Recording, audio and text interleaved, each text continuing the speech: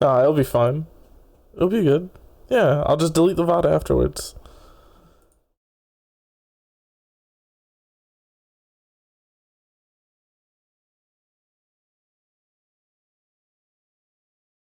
Just give me a quick moment before we start.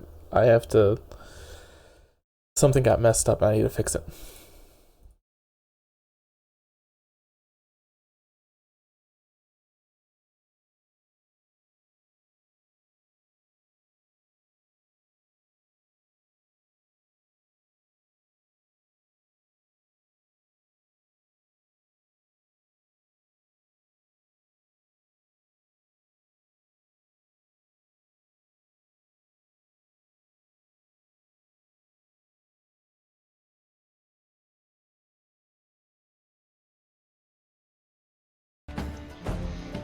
All right, we're good.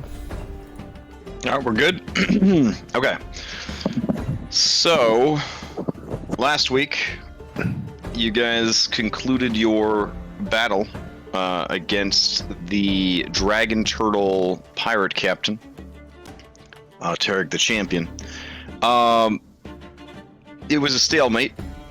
You destroyed much of his crew, damaged his ship, which is to say his body, very badly.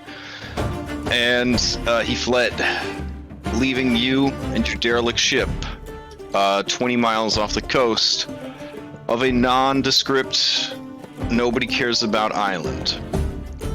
Using the powers of magic and big boys, you swam / towed the remains of your ship to the beach. There, a change fell over Captain Bubbles Jr. and First Mate Claxmus. Gone were the gregarious, magnanimous playboys of yesteryear, replacing them the fascist Nazi captains of industry. Chaining themselves to their own crew members, they began a deforestation of the island in an effort to gather materials to rebuild their ship. It turned out they were not alone on the island. The natives, fast and cunning hedgehog people, began stealing from the camp, and a mysterious tree southeast of the shipwreck seemed to call out to the party's druid, who, in the dead of night, broke the captain's orders and snuck off to investigate it. He hasn't been seen since. There was a whole scene where they were debating whether or not they would ever see him again. And finally, through a great deal of protest, the crew agreed to seek out their missing friend and find out what had happened to him. So, we left off with you guys leaving the beach behind and sort of, I guess, formulating a plan of action. Who are you bringing? Are you bringing a B team? And if you are, who is your B team? I vote no for B team. Except for the two people and Sindar were already bringing. Okay. Yeah. Well, despite what you told him, and despite the new gift you gave him, Jin Joe insists on coming with you. Alright. Okay. Yeah. I mean, Kevin you could try to stop him, but I don't think we can. To bring Sweet Roll. Yeah, I don't think we can. I don't think we can. I want Kevin to be in charge of security. Make sure everybody's safe. And I want to put Fitz in charge. While Drosha's staying around, right? Never mind. Yeah, you put Drosha in charge of that. Okay. Fitz I is in actually charge listened at to night. the tail end of last session to make sure I knew what the hell was going on. So Yeah. And man, I just held my dinner up to my headset and I just let you guys just season my dinner. It was incredible. So all right, so Pigo's coming with you. Torini's coming with you. And Jeez. were you bringing these sea elves with you, or are you leaving them with your crew? I can't trust them. Okay. I mean, for somebody that didn't want to bring a B team, I mean, it just feels like you're bringing a lot of people. That's all I'm saying. I didn't want to bring a B team. I voted no, and they said they're coming with me. I'm not gonna tell them no. If they are their own actors in this play. Sure. Fully realized thought constructs. Gotcha. Mm-hmm. Okay. Now, the Before plan we leave- was that Oh, go I ahead. would take rear position, Mm-hmm. I keep my gun out, see elves try anything funny, I shoot them. Okay. It's that simple. That's All right. a good Got one. a nice big party now. There you go. I'm still a fan of just killing them. Like, If that's what you want, Captain, just give me the word. I feel like this is slavery. I'm not okay with it. All right, One Lyft. second. Sorry, you are not there, buddy. Yeah. Yeah. No. I look back at the bumbling bosom and I tell her, "Wait for us. We'll be back, friend. We'll be back." The ship doesn't matter. Shh. Just make sure. The ship is our Make friend. sure the people. The ship No. is our home. It does Yeah, the matter. ship. No, I grabbed Clax. I say the ship was our home. No. The ship It's is gone. our home. The ship is. It's right there into, and we're gonna fix her. We can't abandon the ship, Captain. She's been there for us, and this is her most dire time of need. We're gonna go find Lyft. She's We're scared. gonna come back, She's and we're gonna fix the ship. Clax. But she's right there. Into. Clax, we're like 30 people. None of us are shipwrights. I don't even think we have a carpenter. We're down on there. Right? We can fix her well enough to get her to Firegrass or somewhere. Look, She'll limp home, but it'll be worth it. at this point, we just gotta worry about the crew. Just go find Lyft and get back.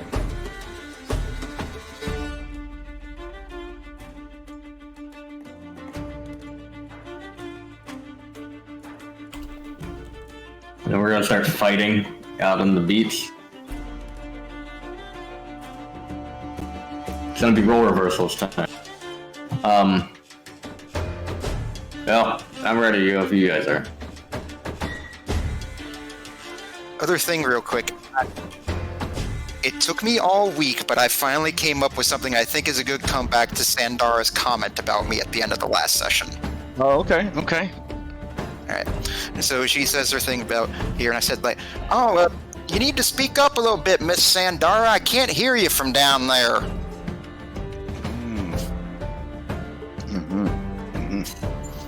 Okay.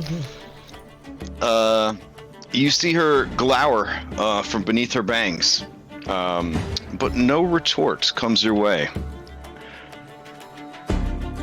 She turns to Piggo and says, "Do you hear that, Piggo? It sounds like some kind of jungle cat. Must have gotten its balls stuck in a man-eating plant or something." Damn. Oh, wow. Yeah. It's always next week, Django. Piggo looks around, doesn't really understand, and says, "Pig!" and brandishes her mighty greatsword, which is not a great, it's a short sword, but you know, we all pretend. Alright, that's enough insulting each other's height and testicles. Let's get a move. Yeah, Genjo walks up and he says in his beautiful voice, "This is no way to start our journey. Let me sing a song to help build the ship faster and find the magnificent lift." I feel like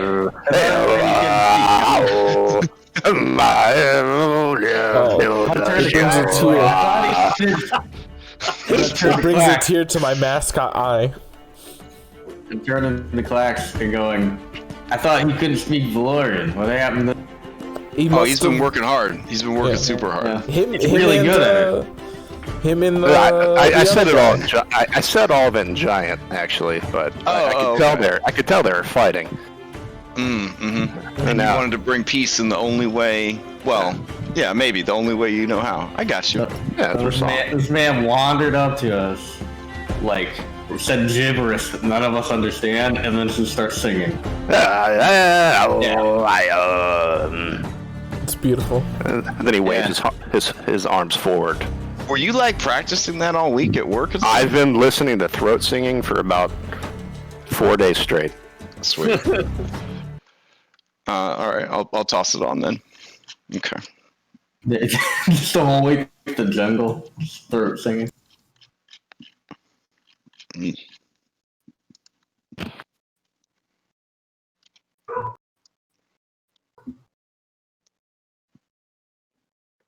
So, are we going north, or do we want to go to the tree first? Because apparently that's where Lyft went. I mean, I guess we should retrace his steps. So the tree. Yeah, I mean, like when I helped him sneak out, he said he was going to that tree. Okay, well, since the tree is pretty close, we should probably go there first and then go around north. Just in case he might be there. Mongolian throat singing no longer available for Groovy. It's very sad. Yeah. All right, I'll just put on some chill ass. Did you just jungle not music. like find it or something, or? Oh, I tried to use the same one as before. It won't let me play it. I might have played it so much the last couple days they took it down. That's fair. Makes sense. All right. Let's see. We've got some jungle background music. Yeah, this Shulk game, man. They're after our Groovy bots. I was like, I had to go and like steal one. Oh, I told them. It's like, hey, we might steal your Groovy bots. And he's like, oh, that's all good. All right. So, where to? The tree to retrace Lyft's steps is what Anwar suggested. Okay. Let's see. Oh, no, you can't come with us, ship. You're broken. All right. So you guys head on over to the tree. There actually is a map for this tree.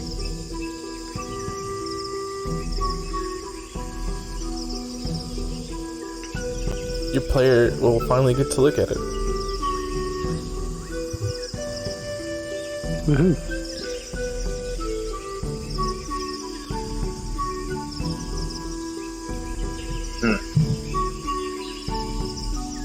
Alright, so you approach this very large tree that does not appear to be indigenous to the island.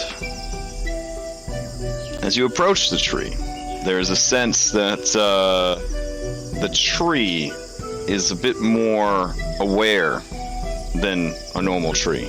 You feel the tree sort of taking in your presence. You notice roots here and there very slowly moving. We all know by now, trees are constantly moving, but at a speed that we don't normally see. But these, they move at the speed of like a really well-fed boa constrictor. Which is to say, yeah, not at all, but just enough. I've seen this play, Captain. This is the Deku tree. Oh. Isn't that one where the kid got eaten by a tree? No. He went inside the tree, and there's like this whole dungeon. And then he fought like a bug? Something? Yeah. I don't see the mustache, though. Let's look. Yeah. Yeah. I don't know. I want that Pokemon badge. Let's go in there. Yeah, so the symbol does seem to be some sort of druidic symbol. And it seems to have been naturally grown into the tree, from what you could tell. It does not look like it was carved into the tree. There is a stone altar in front of it, where the small, well, I guess they're not small, but the hedgehog folk have left a great many offerings. Amongst those offerings, you guys do see the small carving that Fenrir had given to Lyft so long ago.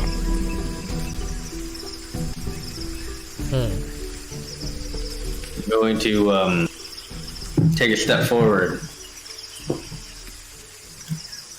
and say in plant speech. Hello, mighty tree. My name is Bubbles Jr. I'm going to wait. Oh, okay. Yeah, the tree responds to you. You speak like one of my children. How came you upon such a gift? I have been granted the power of from the sea devil himself.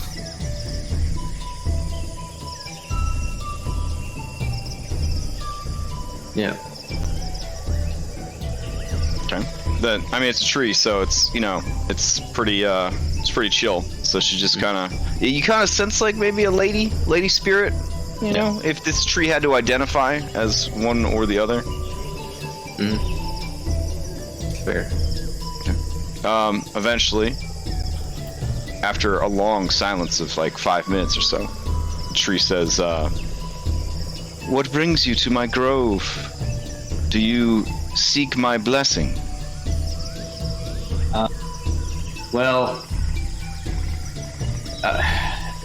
Our ship, where we are sailors, has been marooned on the side. And with us, we had a compatriot who is a man of the wilds. We believe he came here to leave you an offering, and then he was then taken. We're here seeking information for his location. Ah, you speak of the Old Fair. Aye.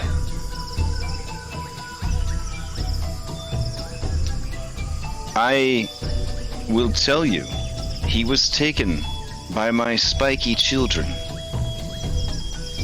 He is the hero of their great prophecy.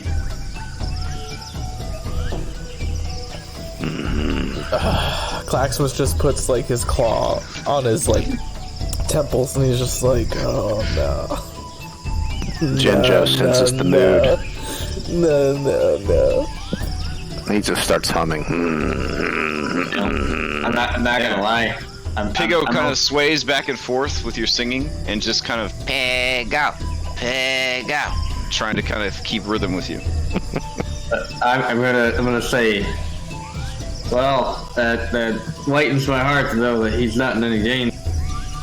I hope this also means that our... Well, that's not true at all. He is in great danger, for the prophecy is that he will give his life to save the lives of everyone on this island. You know, the prophecy says what he'll give his life to. I will tell you. Long ago, my husband and I were worshipped as gods. Oh, hold on just a second. And you see like a branch kind of reach out and pick up like a rock and like hold it against the trunk. Okay. And then the rock gets put back down.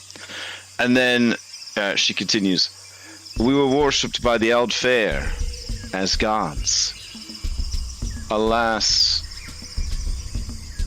they went to war with their neighbors. And in their desperation to defeat the Dunduran, they turned away from the natural world and its teachings and embraced the darkest parts of arcane magic. Their connection to us was severed. And eventually, they became something else. To this day, only a few descendants remain. Their bloodline drastically reduced and diminished. I grieved for the loss of my children. And in an effort to find them, spread my branches and roots past the shores of the mainland, even to these remote islands, to seek them out.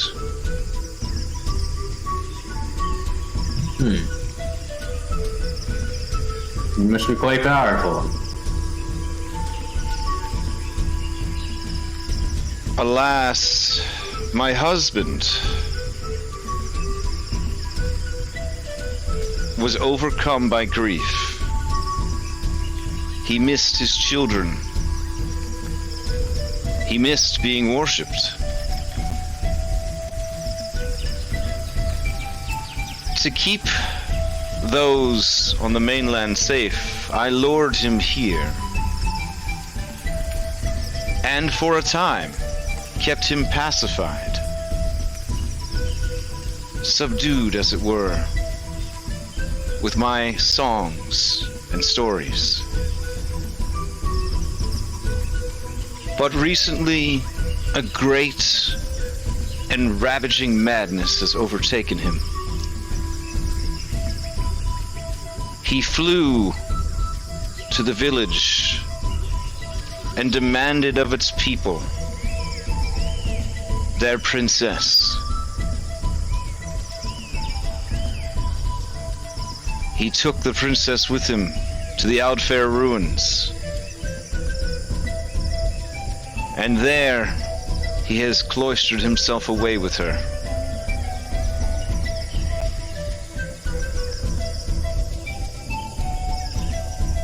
The natives believe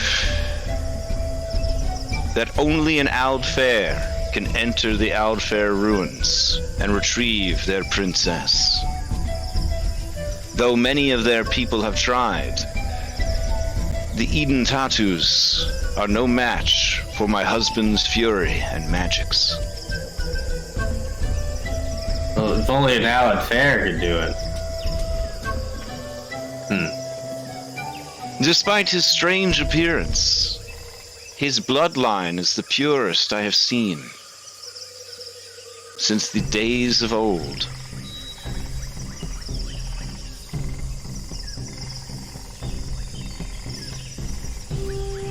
When he came and communed with me, I let the Eden tattoos know their champion had arrived.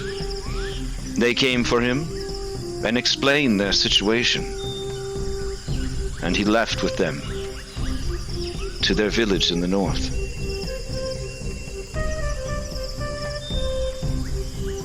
Plant Speaker, if you aid the Chosen One and save my new children, the Eden tattoos, I will grant to you a great and splendid boon. I have looked into your heart, and I see the wound that has been left there. I can heal that wound for you. Think so? I know so with a surety.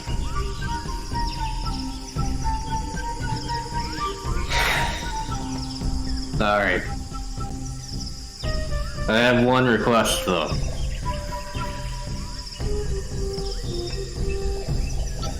My crew members, they're on the shoreline. I want to make sure that they're protected.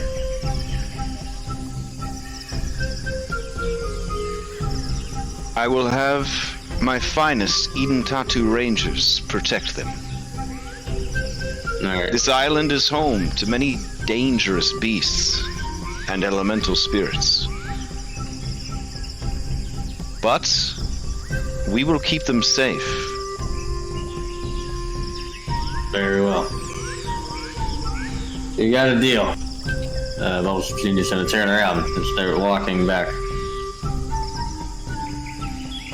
So, Captain, I didn't understand any of that. Do you want to, tell us what all that was about?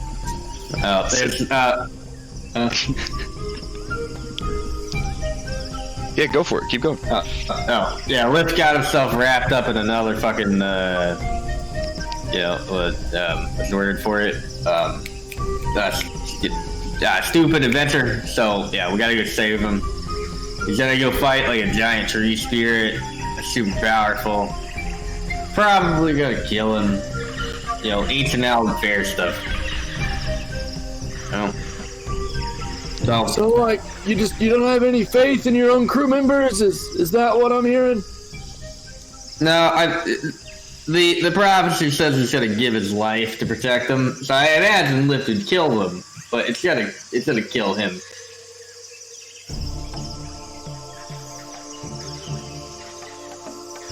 You know, like how we were gonna kill that turtle, but we were gonna get fucked anyways, because it's a turtle. Like that type of, like, we win, but we don't win. Right. Like, 8 million possibilities. Oh, only one. You know what I mean? So.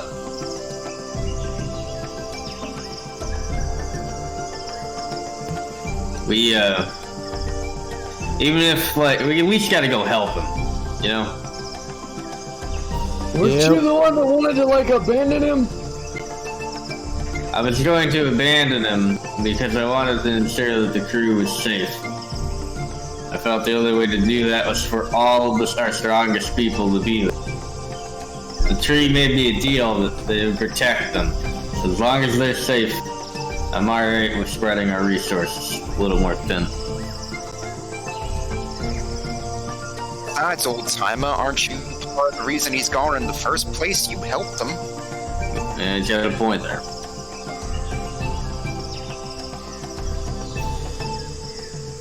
I don't even see you. Yeah, I can't see anything. I'm not Why did you say? here. Why did you say so, man? You were hanging out invisible, just like a fucking. Oh my god. Look, this was Bubbles' time to shine. He was talking in plant. Which is not talking at all. He just sort of stood there staring at the tree. Doesn't it make like leaf rustling noises? Oh, right. Yeah. Leaf or did he just emit like plant pheromones? I kind of think he just sort of emitted plant pheromones. Okay. There I am, right here the whole time. I was just behind the big guy.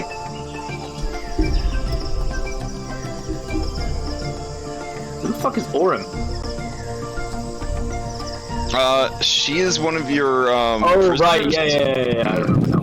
Yeah.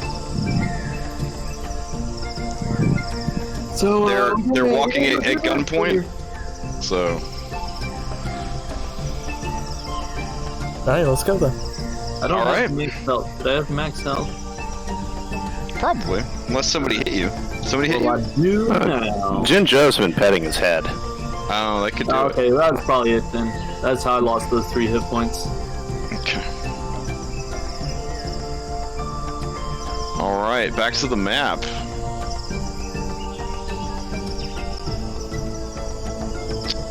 How do you want to proceed to their village? We gotta stop by the boat to let everybody know, like, hey, there's gonna be some hedgehogs, so, like, don't fight them. They're here to protect you, so that's their first. Like, I think we should go through the whirlpool, right? the whirlpool.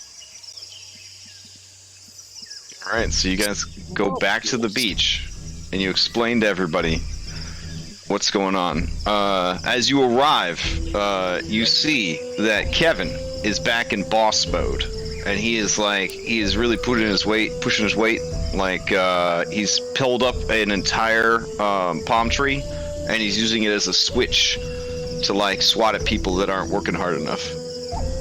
You're not sure where he got a cigar that big, but you realize he's just smoking the trunk of a palm tree. I thought he had like a magic cigar that never burns out, but change size of. He's trying something new. He's trying something to do. The palm oil is really getting to him though. Everyone is kind of running from him. It's like a low budget King Kong like movie. Even Owlbear, who used to like the other big guys, like he's thinking about that Jinjo got an axe and got to go on an adventure, and now Kevin is a mean guy. And so Owlbear's just sort of crying, like over in the bracken and the underbrush over here, trying to hide from Kevin's mighty switch. I'm like, whoa, Kevin, what the fuck, man? Kevin turns, brandishing his switch, sees you, and tries to hide the palm tree behind his back. I mean, it seems like he was just following your example. Like, my order was to keep everybody safe. You're beating them with giant palm trees? How's that safe? They won't think safe about that. You were kind of going all Nazi captain before. Eat a dick, Stugly. Tell me. Hey, I mean, like, if you hadn't been like that, we could have all gone to the tree with Lyft in the first place, and none of this would ever happen. So no one wants to go to the tree. Look, half the crew would be dead by now, probably. I mean, we could have brought them all with us. A ballista bolt fires and lands in the sand right next to your guys' feet. You see Tobor, Robert, and Alphonse readying another ballista to fire on the intruders. It's us. You know us. Okay. You see Alphonse kind of like peers, like, I don't know, he doesn't have eyes. He just kind of like does like a peering gesture. And then he gets like a big anime sweat drop. And he just sort of kind of slinks his shoulders down and turns the ballista away from you guys. Claxmus breathes in real hard. Everybody come in. Okay. Put away that tree, that switch. I just throw it in the water. I don't care. Just get rid of it. Owlbear refuses to come to the meeting. His feelings are hurt too badly. Owlbear's morale is almost in the negatives. I'll go talk to him. Alright, you go talk to Owlbear. Hey, big guy. Hey. The sun's getting real low. He looks at you hopefully, and then he points to Kevin, and he says, "Hoot!" I know. He shouldn't have done that. Then he pulls his pants down, and he shows you all the palm frond marks on his butt. Oh, it's really gross down there. He still hasn't figured out how to wipe himself. It's like a mess. It's just a mess down there. Oh god. That's bad, bud. That's really bad. Like when he pulls his pants down to show you, like 3 rats just run into the jungle. Wow. Yeah. I know, bud. That's not good. Shouldn't have done that. Don't worry, man. I got you. I've got you back. I'm gonna go talk to him. All right. All right. He pulls you close for a hug, but he never pulled his pants back up. It's fine. I'm hugging back. All right. You see Shivaka hanging upside down with her spider climb, just watching the scene below. She seems pleased. So did something happen out in the jungle? You found yourself in the real meaning of being a captain or something? That was actually way faster than I thought it would take. Actually, no. Apparently the real meaning of being a captain is to stop being a dick to your crew. That actually isn't true until you get mutinies, but whatever. Look. I was just trying to keep everybody safe. I understand that, like, it seems easy to point fingers, but I do take actual responsibility for watching 5 of my fucking crew members just die, like, 2 days ago. You know what I mean? And there's not a damn thing I can do to stop it. On top of that, now we have like 30 people without a home because their home was ripped. So, forgive me for trying to get us off this fucking island as quickly as possible while keeping everybody alive.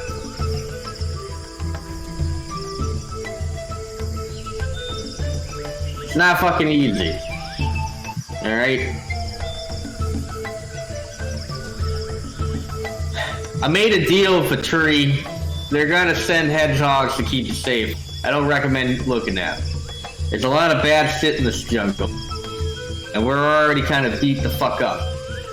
So, I think a direct fight isn't exactly our, should be our prime directive right now. We're gonna go get Lyft. We're gonna bring him back. And when we do, we're gonna do everything in our power to get us out of here before we run out of food, resources, or energy.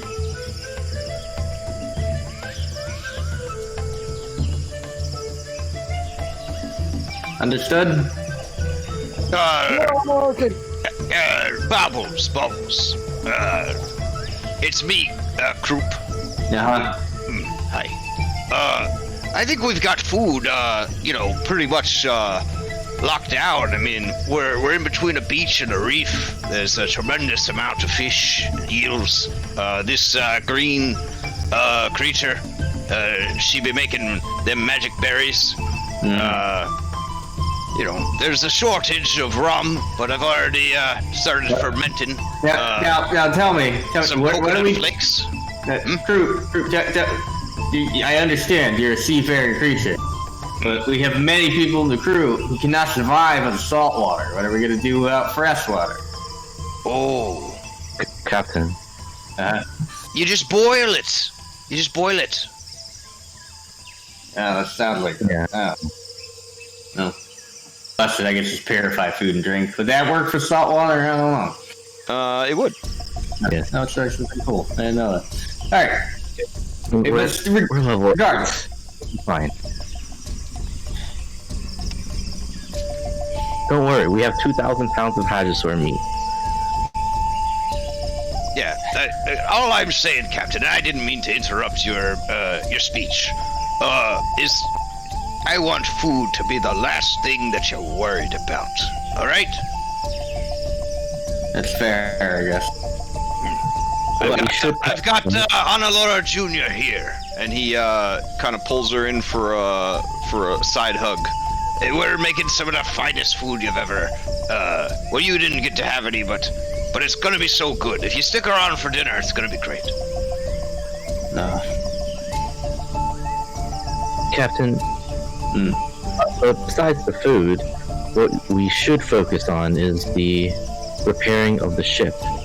And I know none of our crew members are particularly trained in carpentry or ship repairing, but if you are willing to give them a chance, the Sea Health has told me that they are in fact a shipwright. Oren. Which one? Oren. Orem. The one I do not know. I'm gonna walk up to Orem. So is that true? What language do you say it in? I got Diodario, so every language. Okay. So in Aquan, you speak in Valorian, and then Diodario makes horrible Murloc sounds. And the woman kind of cocks her head, and she makes horrible Murloc sounds. And then he says to you, she says she was one of the main shipwrights that would keep Terig's ship parts ship shape.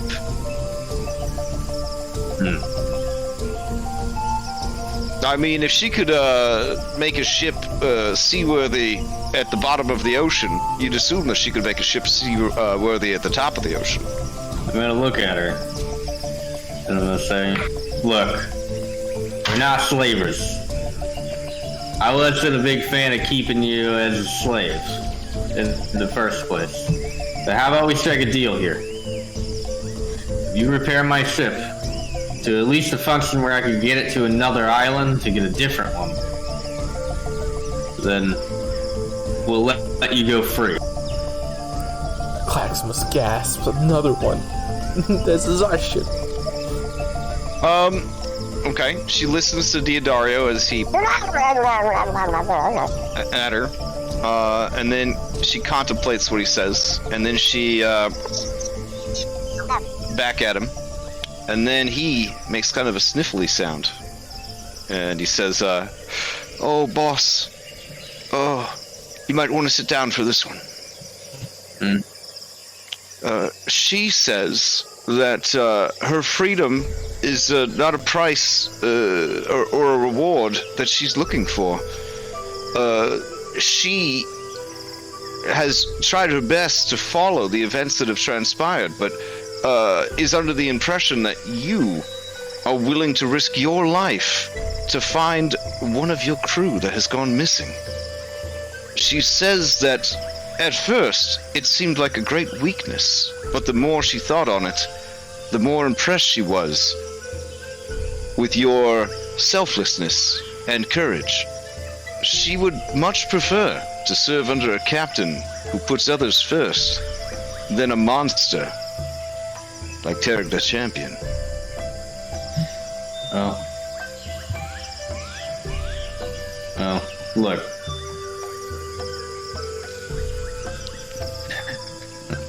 Look at Clark, his angry frowny face. I'd look back at her and say, well, if you're willing to follow me, then I'll accept your help. So, there's a lot of work to be done. So, let us go out. We're gonna find Lyft. We'll bring him back. Do whatever you need to make the ship seaworthy again. All right. As the translation finishes, she lunges forward and nearly bites your cheek. Anna Laura, you haven't seen this gesture in a long time, but often in parting, as a sign of trust, Zagetrau will, because of their, more feral culture and traditions, they will make like they're going to bite each other, but not. And the amount of flinching that the other party does is a direct sign of how much respect they have for the person that they're going to deal with, and shows just how much they actually trust the other individual. So is that more flinching or less? If Bubbles flinches a lot, it indicates that he really doesn't trust her. I watch intently. Okay, Bubbles, you're a bard. You maybe know this custom. Do you? What do you do? So, just thinking about everything horrible that's happened to Bubbles. He's been in a punching bag many. I assume getting hit and bit and beaten down, like at this point, like it's almost an everyday thing. Like I think he would just have taken it if it was a bite, because then he would have just fought her and killed her anyway. Well, she pulled up short and didn't bite you, so she either missed or intentionally didn't bite you. Do I roll initiative, or like what do I like? What? I mean, that's why I'm asking what you do next. That's what I legitimately asked that. Like it. Oh! Diodario says, "Oh, boss, now you're supposed to almost bite her." Okay, well, I do that then. Okay. All right. It's whatever. You could do a performance check if you really want to sell it, but. Oh wow. She actually blushes a little bit at how well you perform the Zagetrau rite of trust. All right. Brushing aside some of her hair, she kind of walks past you towards the wreckage of the ship. As she passes Anna Laura, she murmurs a thank you.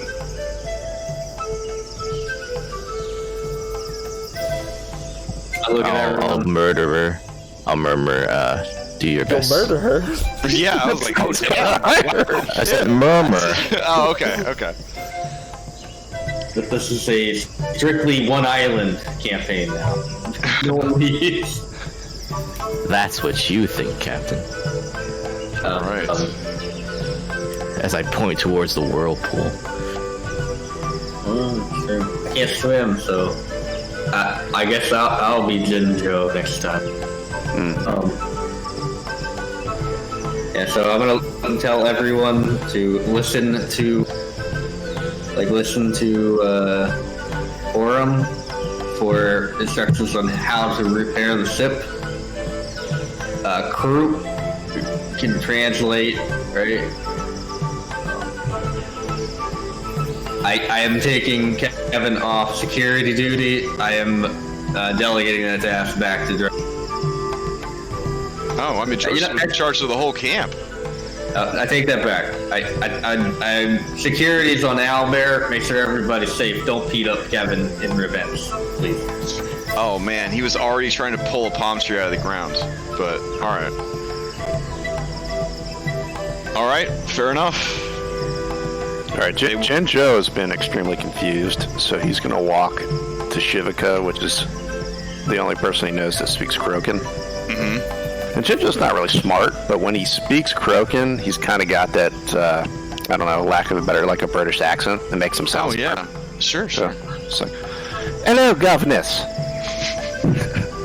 Could you clue me in on what is going on here? Our primate captain and the other bipeds have been making nonsense talk the entire time. Okay, so the captain had forgotten the value of friendship, and then he was supposed to go on like a long spiritual journey to recover it, but it only took like 32 minutes. So now anyways, now I think he's going to go get Lyft. That's that guy that turns into a bear all the time, and so he's putting his dick in weird stuff and getting diseases. He's a fine chap, yes. Sure. So you're insisting on going on this adventure? Because, I mean, you could just hang out here on the beach. Normally they get up to some shenanigans, you know? I think I must go and see this through. All right. Well, I wish you the best of luck, I guess. Thank you, dear. Shivaka. Since I wasn't invited on this adventure. And she looks over at Django. Now, darling, I would beg the captain take if I would, but I am an officer here, right? So I am using my authority to trust you to keep an eye on anything out there, because I'm sure these hedgehog folk rangers are good, but they ain't as good as you. I'm sure of that. There's a horrible sound, and you see Robert just flying through the air as the ballista misfires, and he just sort of tumbles into the jungle. You look over and you see another sweat drop above Alfonso's head. Al, just let someone else. Sorry. let someone else be the ballista shooter. I'm trying my best over here. I can do this. I can do this. You sure? Because you're not doing it, but if you say you got it, I'm gonna let you have it. We saw something moving. Don't worry. You see reporting it on us is a good sign. It means that they're doing their job. Can we get this going now? I go up to Al, right? And I'm just like, you gonna be safe. Believe in the captain, because he got some people who are gonna keep you guys safe. Put your faith in the captain. You can calm down. Okay, but do you think that there might be some like artificers around, like some alchemists? It's an island, so no. I think more like savages. Okay. You know. And they wouldn't want to eat you because you're made out of metal. So Jinjo will say, "Thank you, Miss Shivaka," and then he'll look over at Django and say, "Fuzzy kitty," and kind of pet him and pick him up. Go time. Start purring softly, and I'll blow Shivaka a kiss as I go. But before I get out of Reachverse, I reach in my pocket, pull out one of those like glowing crystals we got from like the spider cave, and just sort of like toss it to her and say like, keep a hold of that for me. That's for you. Okay. Thanks. Hey, remember, that Jinjo, he's invincible, but don't let him get wet. It's just like the captain. You got it, darling. Oh, since Orlan's gonna be taking care of fixing the ship, I'll let her know. One of those new planks, make sure it has the guys who's died named on it. And then I'll let her know which people died. Sek. Okay. And all those other people. Sure. I'm honored that Sek is the one that you remembered. Of course I remembered Sek. His name only has 3 letters. That probably helps. Hey, no. All right. I will grab you guys, take you back to your map, so you can continue exploring this here island. Are you bringing Snuggly? Are you bringing Luigi and Bottleflop? I'm bringing Luigi, but I should probably leave Bottleflop, but I'm not going to because I'm going to ride him. Okay. Fair enough. All right. I told you I was going to ride that giraffe everywhere, and I mean it. Okay. Ride it into the gates of hell. That's good. Hell good. yeah. All right. As you head back into the jungle, how do you want to proceed? Do you want to boldly go through the jungle all the way? Do you want to hug the inner coast or the outer coast? Do you want to explore Tiny Chode Island? I don't know why they call it Tiny Chode Island, but let's walk by the coast, see what washed up on the shore. All right, so you're gonna go along the coast then? Yeah. All right. See what we can scavenge while we go. Have survival that will help us. All right, give me 1 survival check with advantage. Anybody else have survival? I have a +0. Okay. Yeah. I think Lyft is normally the other one, so. All right, then you're all on your own. Just do a regular one. All right. As you make your way along the beach, you do see that there are an abundance of beautiful shells and bits of coral that have washed up on the beach. Beyond that, you don't see anything of particular value. The shells themselves, you could spend time gathering them up. They might sell for a few gold here and there. I'll pick up a few. All right. Just out of habit. All right. Eventually, the press of the jungle begins to close in on the coastline of the river. Up ahead is the village. How do you want to proceed?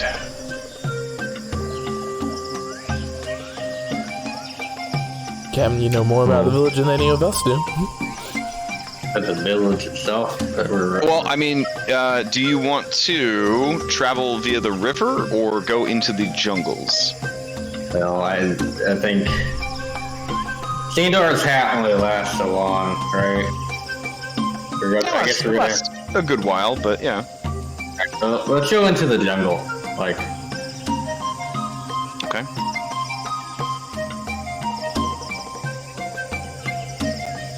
All right. You travel through the jungle and begin making your way there. Go ahead and give me a survival check. ready. Okay. There are a few hazards, some assassin vines, couple of like ornery hermit crabs of unusual size, but nothing like that is brave enough or stupid enough to try and fight your well-armed and sturdy group. Eventually, you do reach the outskirts of the Eden Tatsu village. So I'm gonna grab you guys and bring you over there.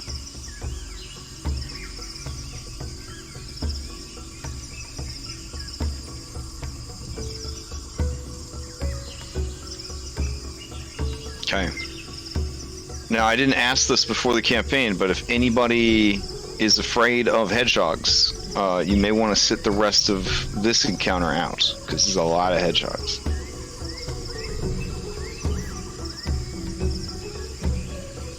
Okay. Let's see.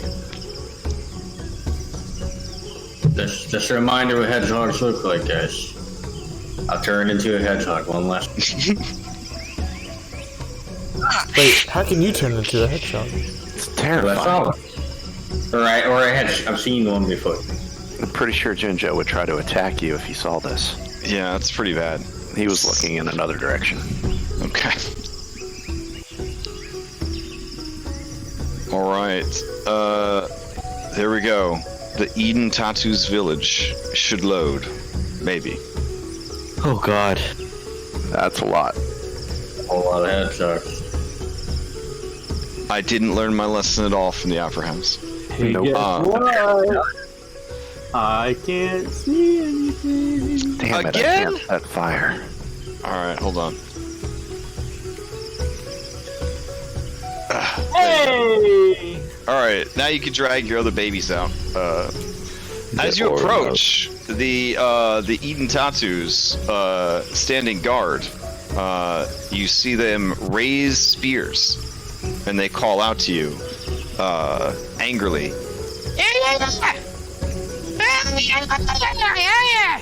And you see their guard badgers move into defensive positions. No, the Adario, and be like, One of them begins tooting a horn. It sounds kind of like whap, whap. And you hear other bwamp bwamps begin to go off in the village. Jinjo takes this as an opportunity. We should recruit this whole village. what? She just recruit the whole village. Banana way, banana. Banana way. Banana way, banana. Dancing. All right, give me a performance with advantage because they're into that shit. Dude, If you do not have performance, you would just use your charisma. Aha. Yeah, I that's feel like he should have performance based on all the singing he does, but 12 is passable. All right. negative. Yeah, I'd like that's to. pretty damn good. I'd like to dance along and kind of start snapping my fingers, and then motion Okay. for the entire group to also start moving like left to right, and give that a +5. Oh, okay. I will quickly Move in clap behind my Jinjo, claws. start singing along with him, my tail moving back and forth, sliding feet. Okay. Anybody else contributing to this dance number? I'm clearly I have clapping. Luigi go and do like he does, sort of like the half dance that like the monkeys with the organ grinders do, and then also I'm just sort of swaying back and forth on top of Buddha Flop.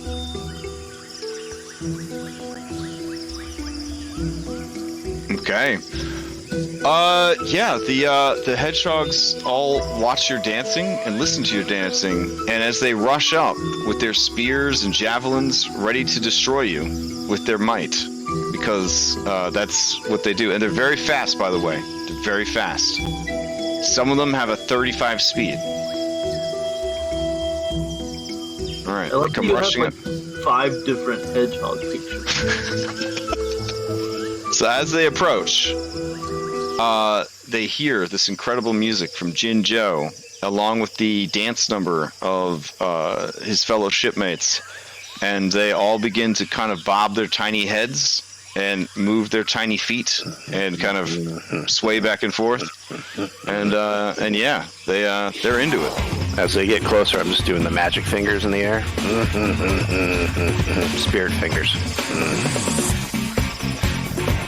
Yeah, they all start to dance and dance in circles. Lyft, over at your throne by the waterfall, you hear a great music coming from the west. It has been a hard night of being oiled with coconut oil and fed rare delicacies, including scorpion grubs. You look down at the massive whirlpool off in the distance from the top of your waterfall throne, worshipped as you are by the surrounding creatures that continue to bring you gifts of food and flowers.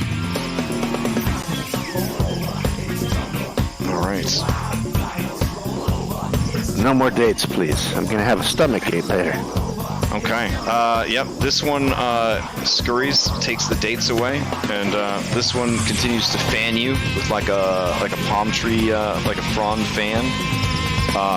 This one offers you instead some candied ants. They're nice big ones. Each one roughly the size of maybe like a dried apricot.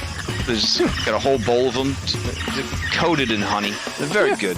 I kind of shrug and I'll try them. I want to point at my ankles and be like, more lotion here. Oh yeah. This one rushes over and begins to put more lotion on your ankles. Still a little swollen because you always have to work so hard.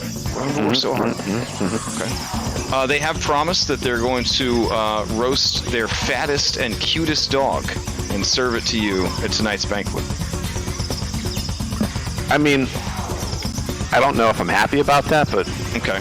When you're here, so. Yeah, that is their number one cattle, is cute dogs, so. I'll try anything once. Okay. All right, hearing these sounds, Sweet Roll, who, you're not sure how he got here, is going to ride over on his badger mount. And investigate what happened. All right. You see that it is not Sweet Roll, but that honestly, a lot of mousekin look exactly the same. All right.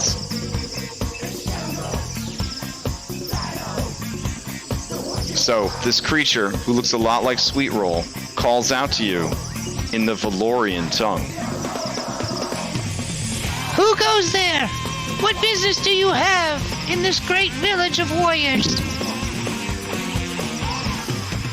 Hey, Sweet Roll, shouldn't you be back at the ship? My name is not... Tyrannosaurus hamsters, get out. My name is not Sweet Roll. It's Honey Buns. Are you like undercover? No, I don't know who the Sweet Roll is. Yeah, all right. And I wink at him. Okay. We are crewmates of the man named Lyft. Apparently, he's been brought to this village to help you take care of an ancient evil. Honey Bun gets a coy look on its face and says, No man has been brought here. No human. We're not talking about him. He's an owl there. Oh, well, yes, we do have one of those. and you see that they tried to play Evil Genie, and they failed. So. You speak the Valorian tongue well, ape. Are you too from the inner sea? I am. Do you hail from the lands of New Valoria? I do.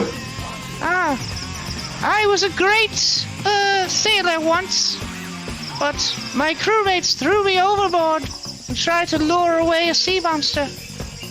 Yeah, I was once a sailor there. The sea monster ate our vessel. Fortunately, I was too small. When the sea monster ate me, all of its teeth missed, and I was swallowed whole. I lived inside the beast for many days before I was passed through its butthole into the ocean, where I drifted for a time, before washing up on the shores of this great island. I was taken in by the natives, and I serve as their great scribe. Scribe? What do you scribe? Oh, they do not have a written language, so I am creating a written account of their great history.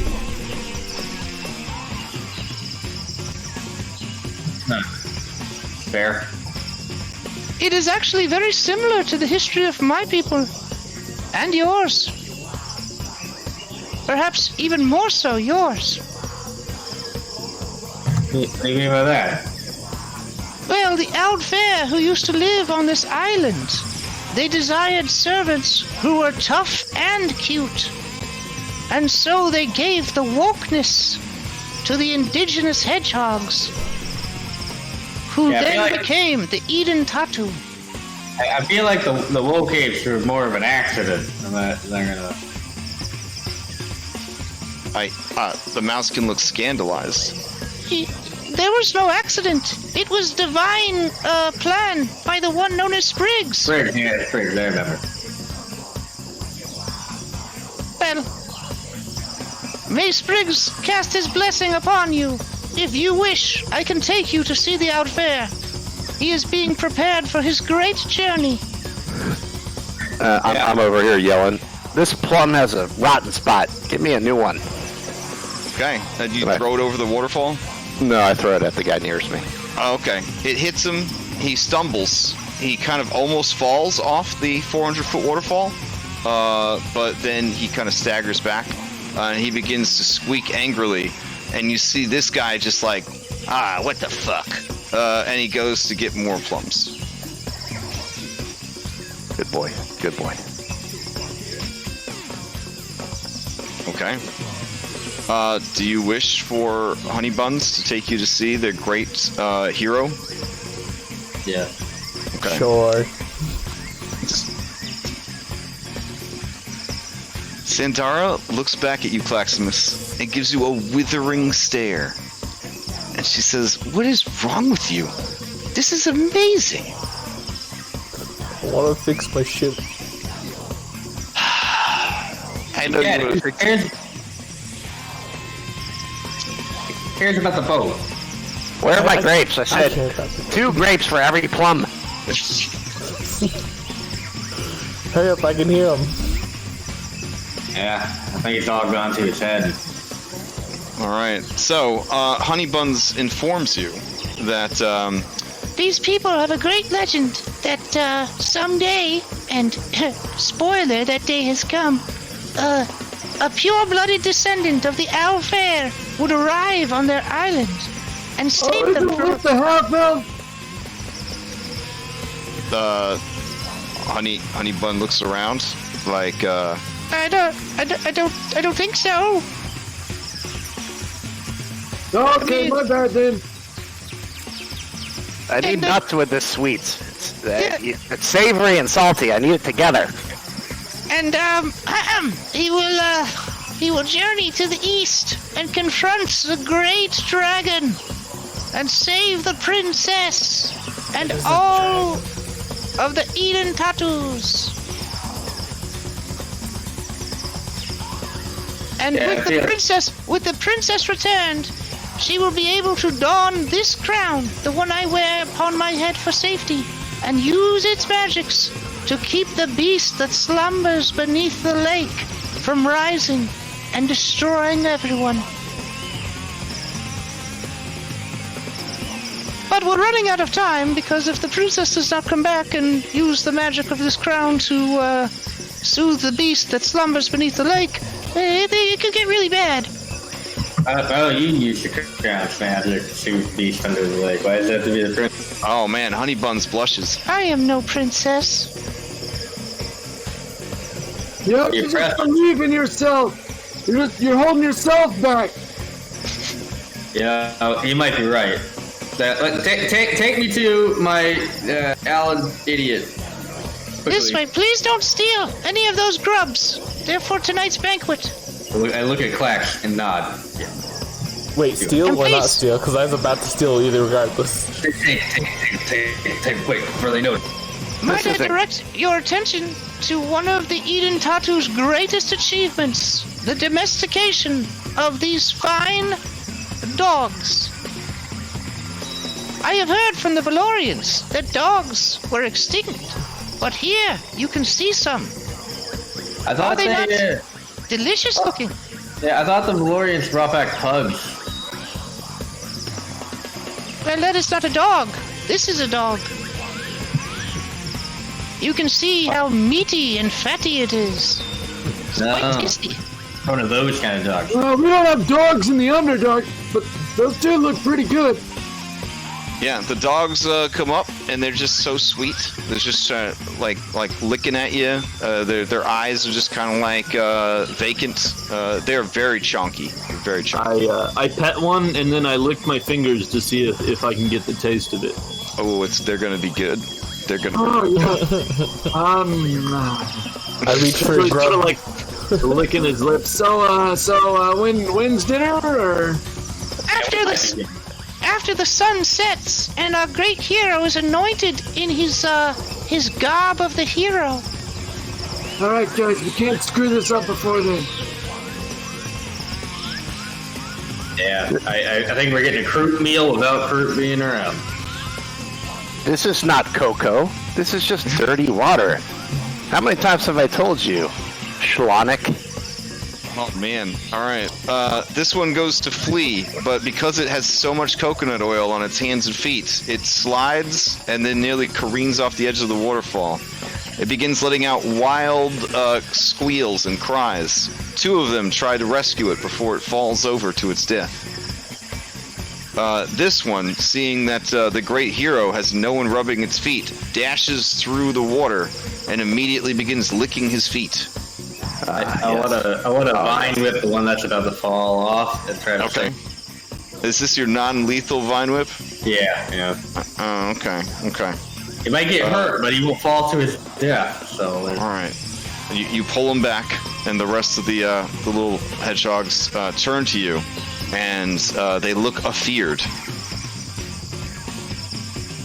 Yell at Lyft. Oh, you scared him, Captain. Yeah. Well, at least I saved him. Lyft, you idiot! What part of staying with the group did you get? Who are man. Who are these Listening to peasants you. yelling?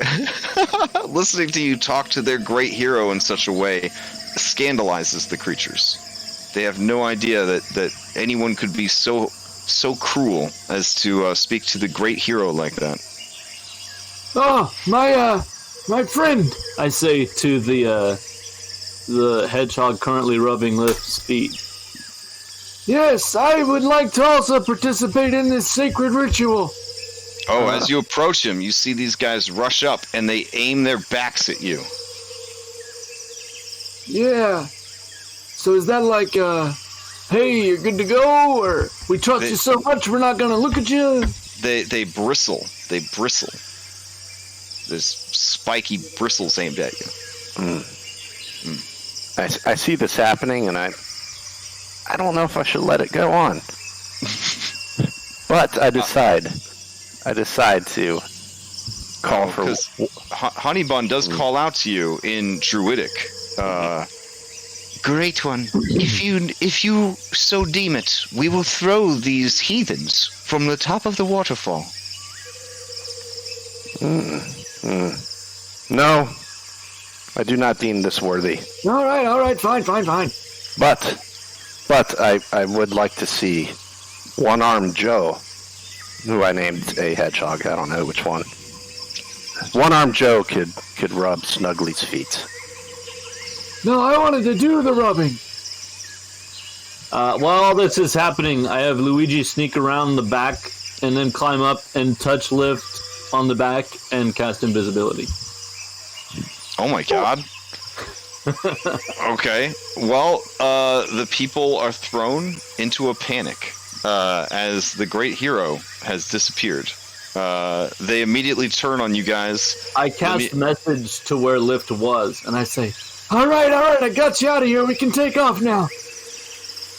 All right, let me roll 100 hedgehogs into initiative. Hold on. All right, here we go.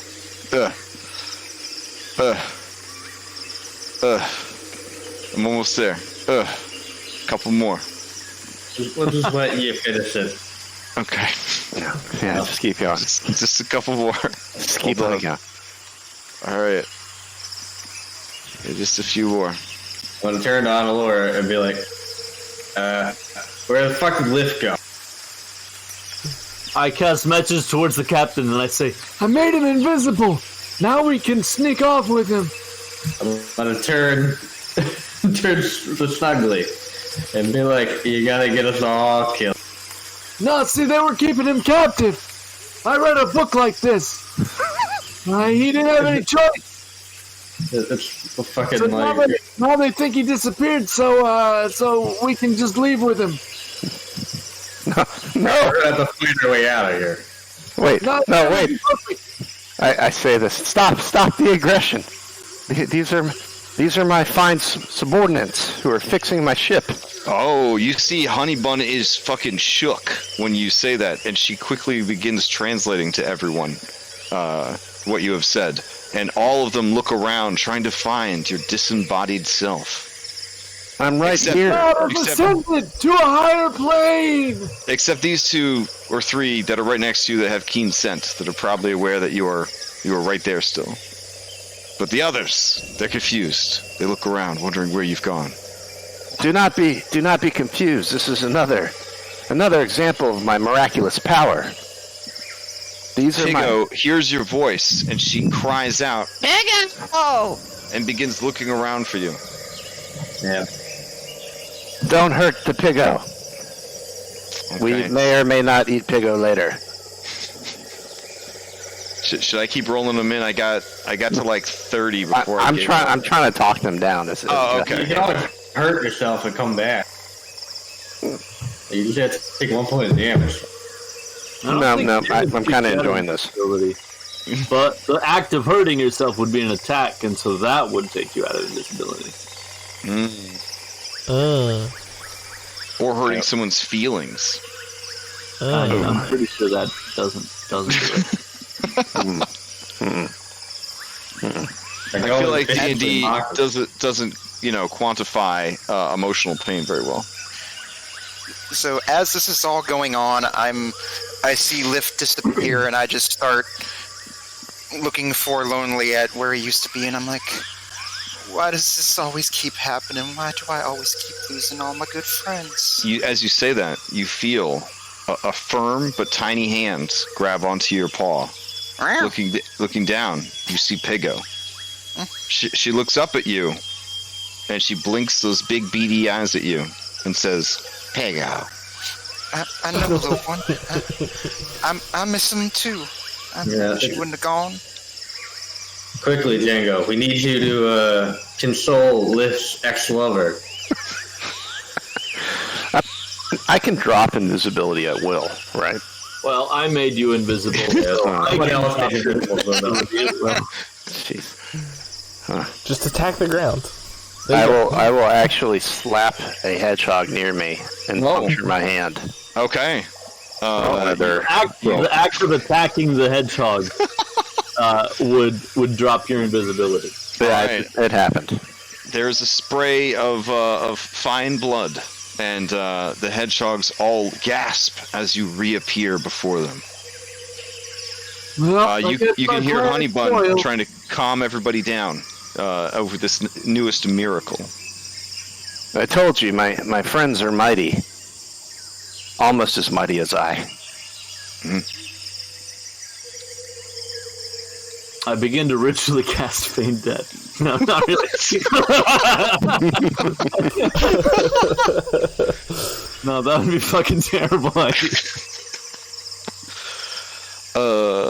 Alright. Yeah, so, Honey Bun explains to you that you are friends of the great hero, and that you are welcome to stay for the great hero's anointments, wherein they will be given the vestments of the hero, and then in the morning sent off on their mighty quest. So what is this quest again? Something about dragon and a princess and saving the world or something?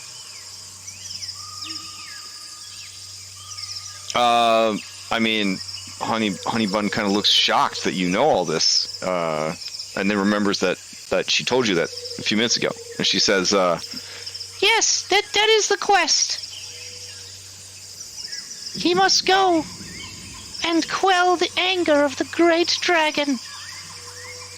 Now, when you say dragon, you want to, describe this thing to us, or? Oh yeah, it's like if a tree was a dragon.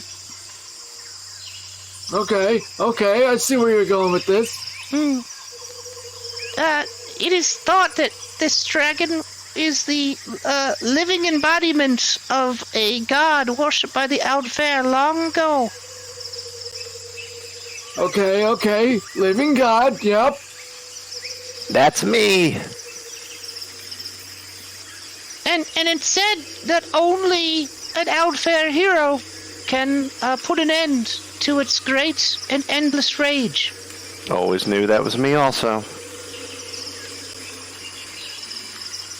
So that's where Master Lyft comes in.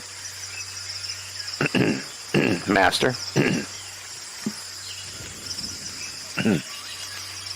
King.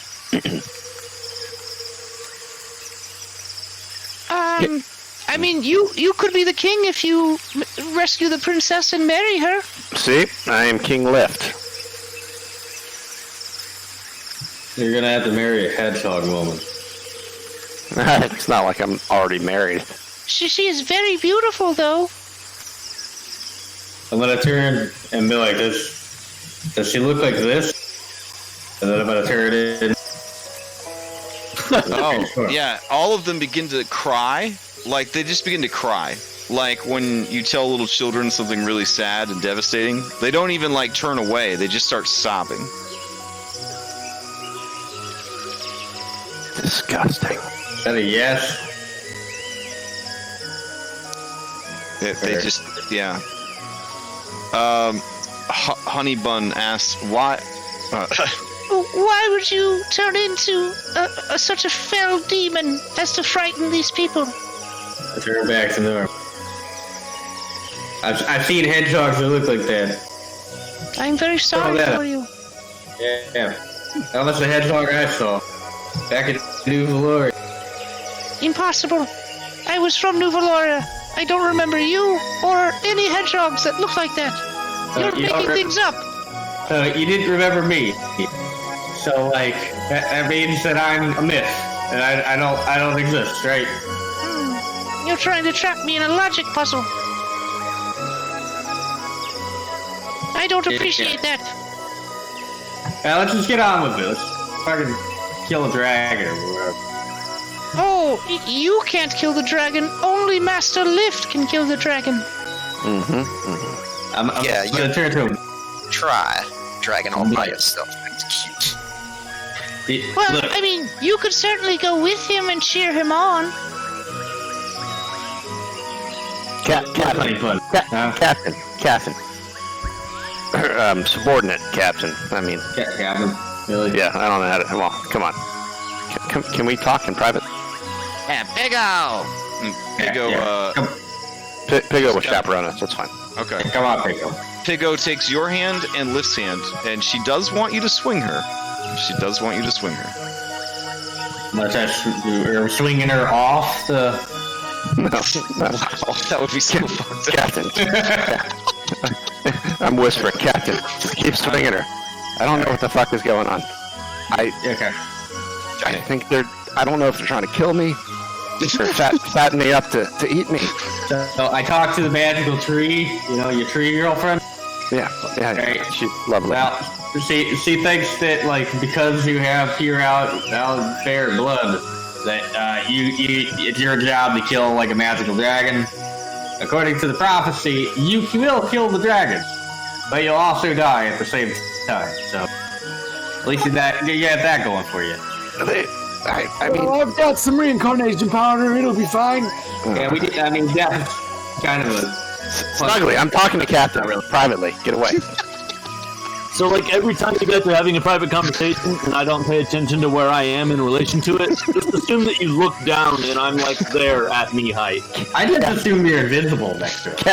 Like, I'm pretty sure they're fattening me up to throw me over this waterfall. I don't know what the hell's going on. I don't think that's the case. I'm pretty sure they're gonna want you to fight like a dragon or like an ancient spirit or something like that.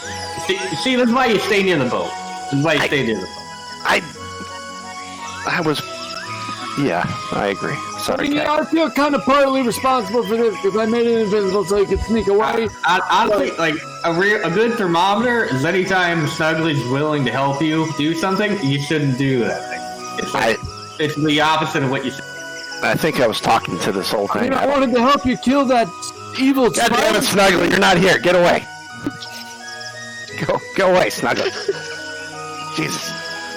And we gotta get a squirt bottle for him. So, I don't... Yeah, well, yeah. Well, there's enough water. Yeah, I'll do that. I did that to train fucking... What's his name? There you go. Oh, no. Chicane? Yeah. I trained Chicane that way. I'll control water and shoot him in the face. Okay. Yeah, there's a waterfall right here. I feel like that's a horrible... Isn't that a cantrip? Well, you know what I mean. Shape water, yeah. Okay. Yeah. Like control water. Yeah, not that. No, we don't need to go that. We don't need to go that hard. But I'll shape water to use some waterfall water to shoot Snuggly in the face. Get the fuck away, Snuggly. Talk to the cat. Assuming you were like Dumbledore, like where you like caught him in a giant water ball. Right. Tarini lands on your shoulder and she hugs you. It hurts a little bit because you got all them gills, but you know. Look, here's what we're gonna do. Obviously, like you can't back out now. You promised them that you're gonna do it, right? So like, what we'll do is we're gonna all go together. We're all gonna fight it. You probably will die, and then we'll just bring you back. Because again, death isn't really. It's more of a punishment than like a. You know, than like a forever. You know what I mean? Did you hear what you just said, Captain? This plan sounds fucked up. Look, man. I have to die? Well, you don't have to die. I'm just saying, like, according to the prophecy, which, I mean, they're very rarely ever wrong. Like, you die. This is like deja vu, but here's the good part. These things are adorable and are not trying to screw everybody over like the rats were. This could be our new island. I guess, yeah. You don't sound very enthused, Captain. I'm pretty much the king here. Well, that's great for you, but again, I'm the captain, man. Like, we're gonna have to play it off. It's like you're like king of the room. Basically, if I'm the king here, that'd make you the emperor. Yeah, Think about that. Yeah. I also feel like there's no like fortification here. We'd have to build one. I feel like that'd take a lot of time and like a lot of money. All right, so let's let them rub our feet, and we'll quote unquote take care of this dragon. All right, yeah. Do you like dates? Do I like dates? Like the plant? You! Bring them dates! And I point at this one. Alright, they all scamper away to go get dates. If I take these grubs, will they stop me? I mean, they are definitely looking at you defensively. Because I've been snacking on them. This guy's watching you.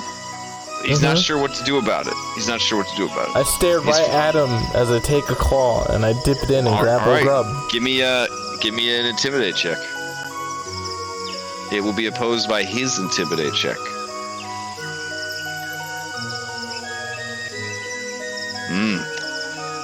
He's pretty tough, but in the end, he doesn't say anything. As others come up to stop you, he shakes his head. And I just like grab a clawful and I walk away while staring at him still. Okay.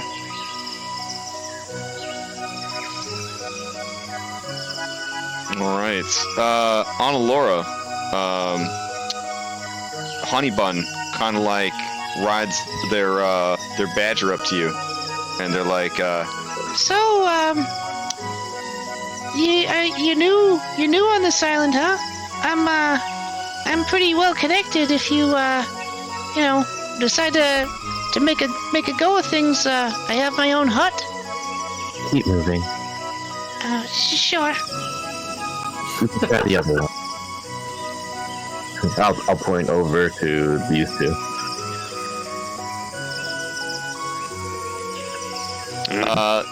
Honey Bun looks a little crestfallen and kind of shakes its head. All right. Yeah. Unless you guys have any hostile intent, you can rest here until sunset when they have their great celebration. No one's I don't know explained if it's anything possible, to Jinjo. but there is something I want to do real quick. I see Lyft, and I just stride up to him very confidently, and then in one smooth motion, I slap him across the cheek. Oh. Okay.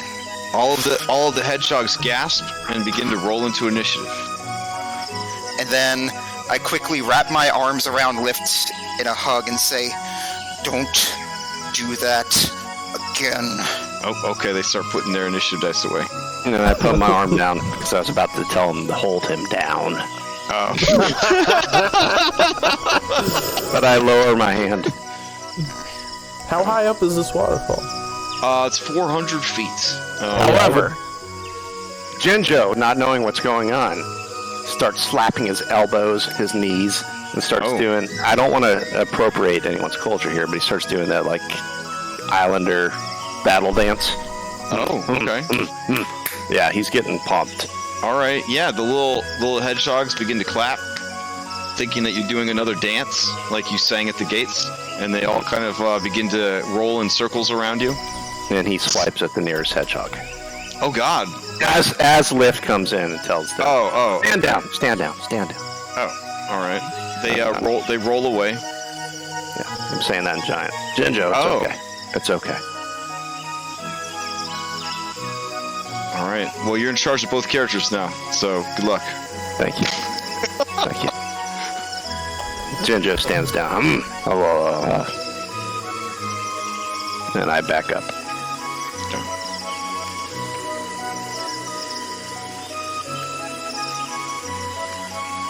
Did you just jump off the waterfall, Cleximus? Oh, no, I was just seeing like how much damage I would have taken if I actually did it. Oh, if you were raging, you mean? No, I would have lived. Oh. Like okay. 400, right? That's what, 20d6? Or is that more than 20d6?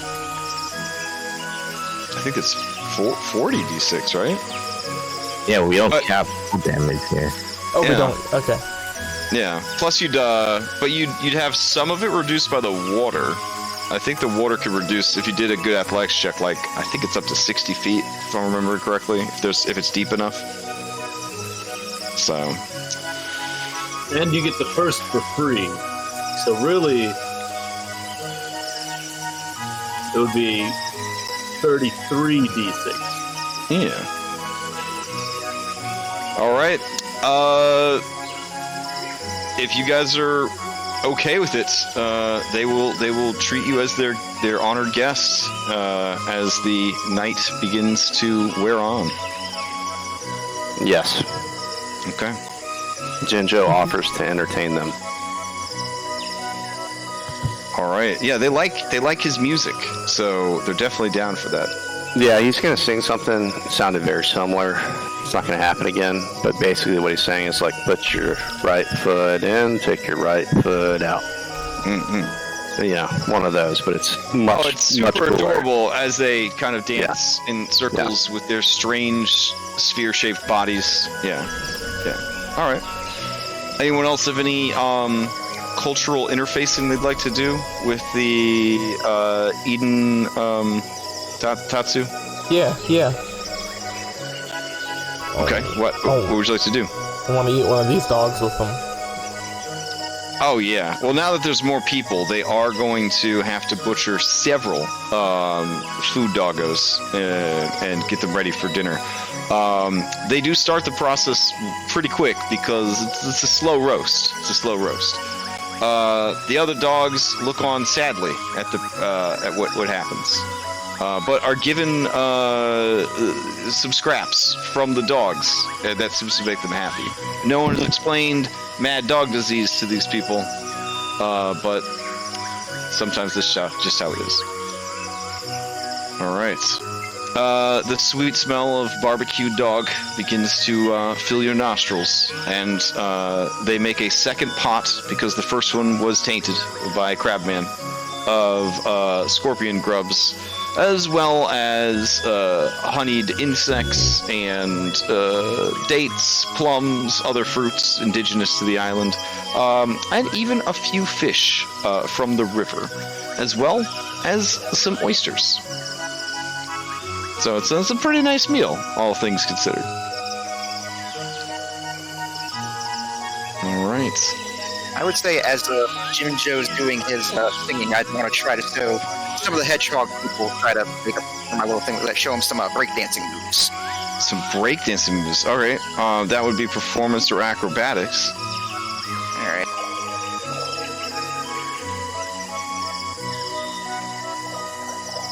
Oh yeah, they are really into spinning for some reason. Like, so when they see you start doing that, they all start emulating you, and you are quite popular. Many of the hedgehogs, especially the hedgehog children, follow you around trying to learn your sick moves. And as for the night, I do the little move where I take the hat and tip my fingers and then roll it up my arm and then onto my head. Oh wow. Okay. They do like the little Ewok, like, ooh, as you perform the maneuver. They, as a people, do not go in for hats because they have all those sharp quills, and it usually damages hats very badly. All right. Anyone else have any cultural interfacing they'd like to do? No? All right. If that is the case, the sun begins to set.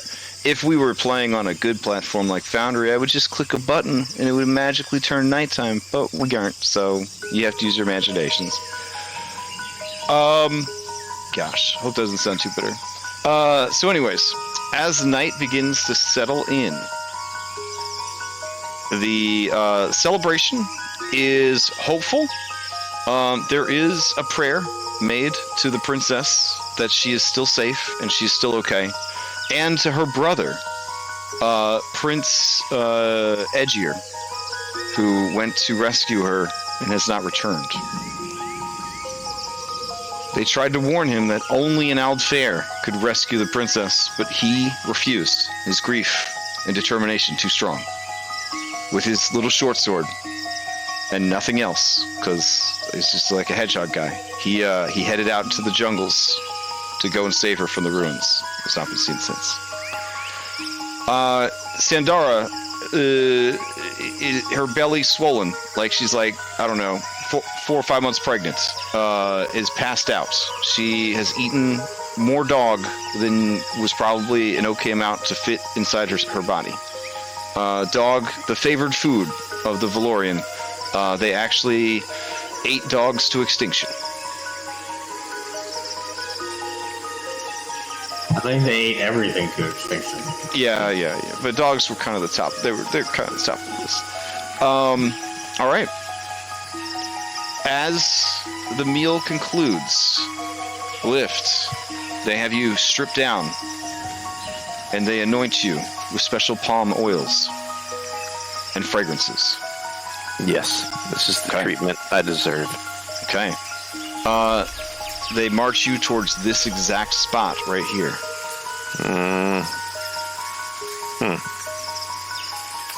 Okay. They ask everybody to get off the platform because this is very special religious shit, and they need you to move. All right. Django wades out into the river. All right, get out of here. Get out of here. Here come my fears. Okay. Some of their strongest guards take up point in the corners. These guys are probably CR1, maybe CR2. They ain't fucking around.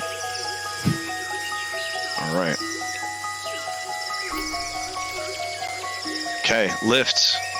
They point you towards the waterfall and begin to lead you to the ledge.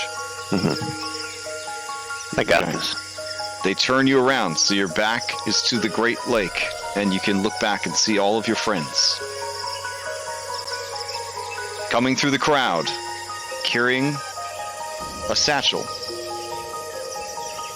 is a hedgehog with a determined look on its face.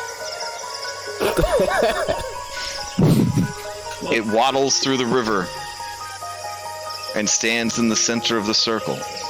It holds its mysterious satchel high in the air, and with a flourish, unfurls the garment of the hero. Oh, my god. Oh yeah. Oh yeah. It suits you. This is amazing. Okay. They begin making terrible screaming sounds like hedgehogs do. Honey Bun translates for you guys. Behold, the garment of the hero, kept here for generations upon generations, for the return of the outfair. This garment will protect you from all harm and give you the strength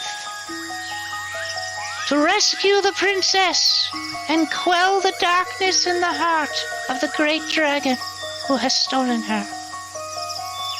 You, Master Lyft, are our only hope.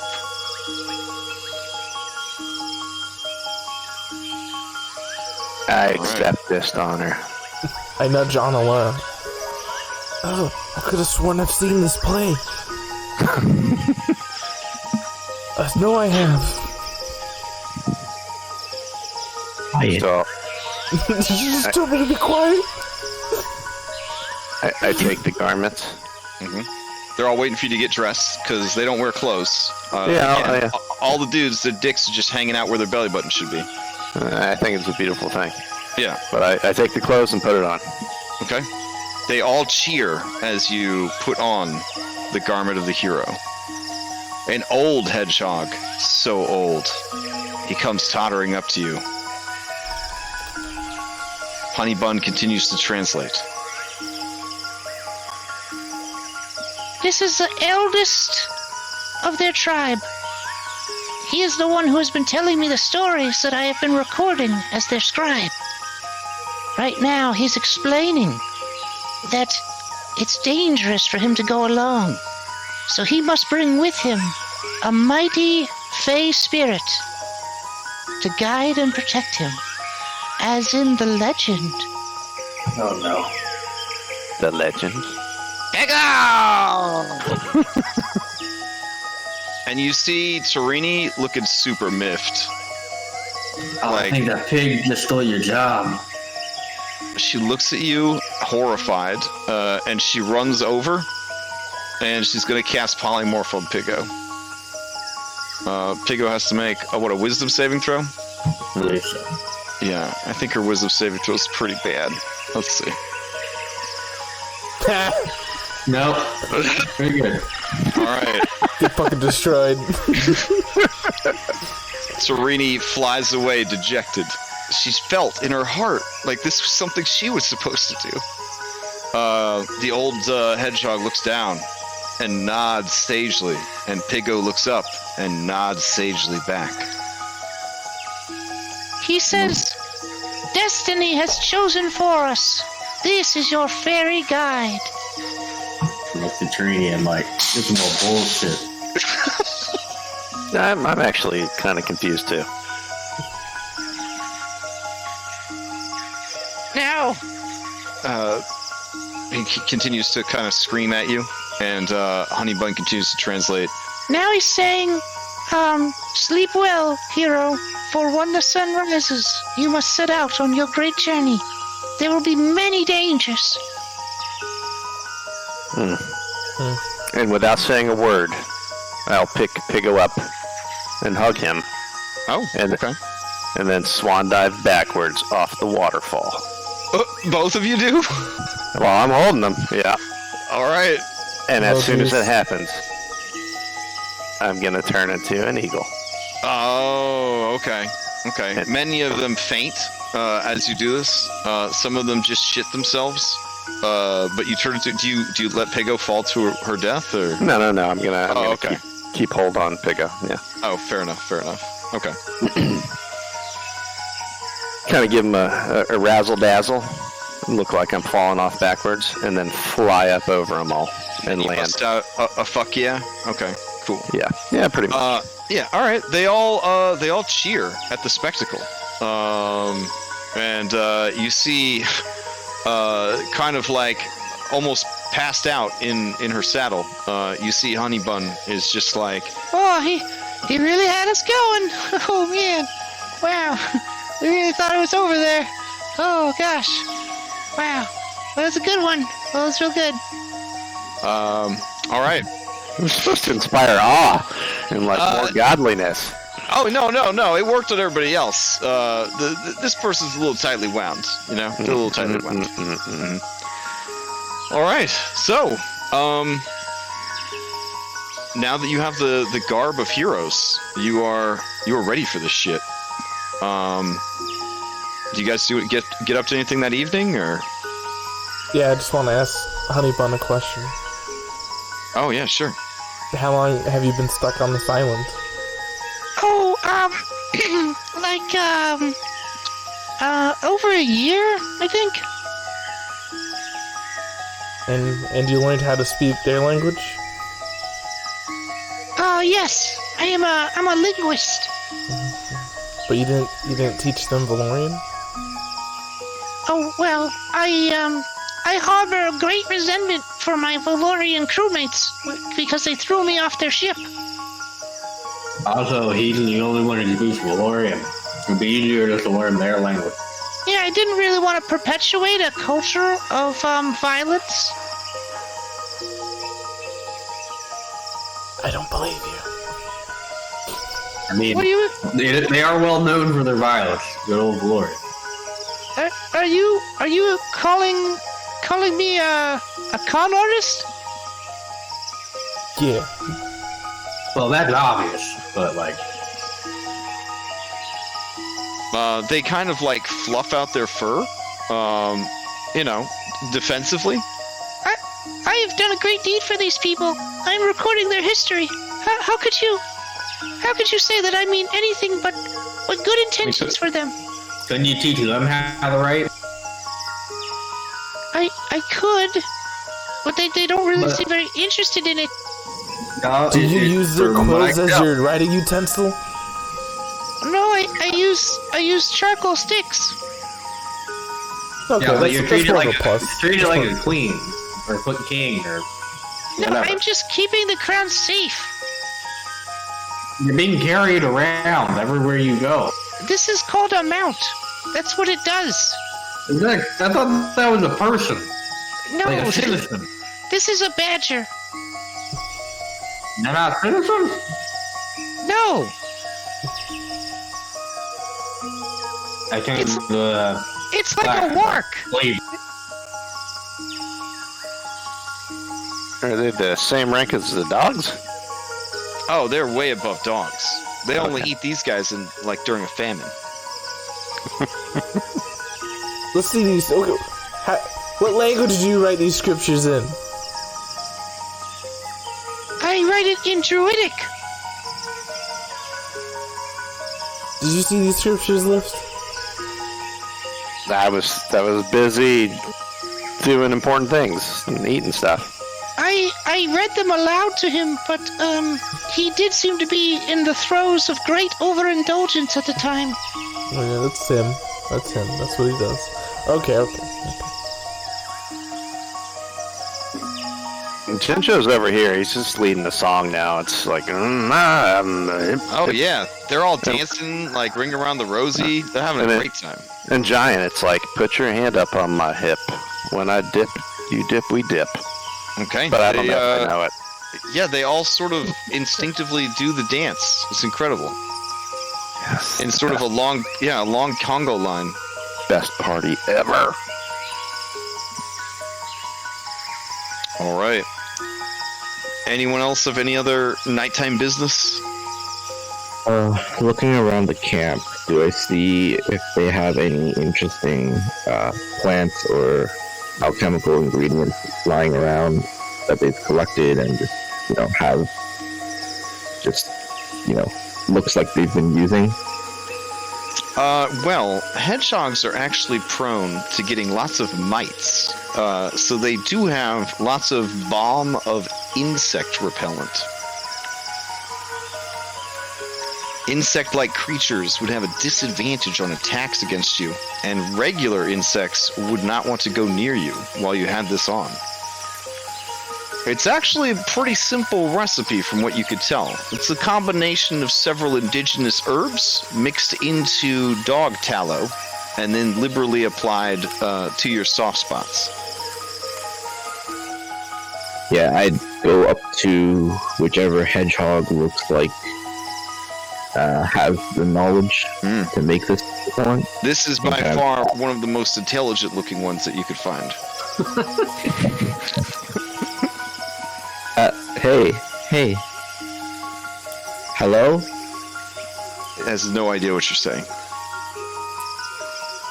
Honey buns. Over here.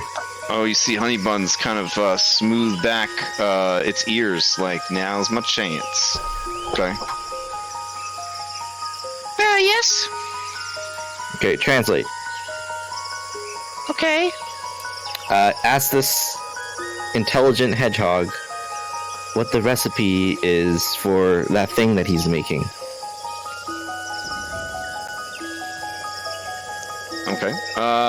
Yeah, they discuss, and you realize that the herbs that are used could easily be replaced with ones that are not indigenous to the island if you had to. It's more about the scent and the chemical compound of the herbs themselves. Really, the rarest ingredient here is the dog tallow, but you're pretty sure any fat could be used. So at the end of the day, you realize that for less than a gold piece, you could make like I don't know, one dose of this stuff. Which you think back to your battle against the scorpion in the dusty desert, and it would have been nice if that scorpion was at disadvantage on all them attack rolls. Yeah, I think what I'll do is, with the new knowledge, I'll ask them if they have any leftover dog tallow or whatever, and kind of just... Oh, they collect all the drippings from their roast dogs, so yeah. Yeah, I'll just ask them for some ingredients, or I'll buy them off them if they don't want to give it to me. They do not know what money is. I will just ask them for it then. Oh, yeah, sure, they just give it to you. Sweet. And I'll spend some time making some insect repellent. Okay. Before the night ends, I'd like to call Honey Buns over. Oh yeah, Honey Buns is eager to assist you. Great hero. Honey Buns. I'm coming. Slower than your other friends here. Anyway, Honey Buns. After this great fight you have set up for me, this prophecy, I'm sure there's a legendary weapon you have for me and my crew to defeat this dragon. Yes? Oh, you will find them along the way. There are 4 such weapons.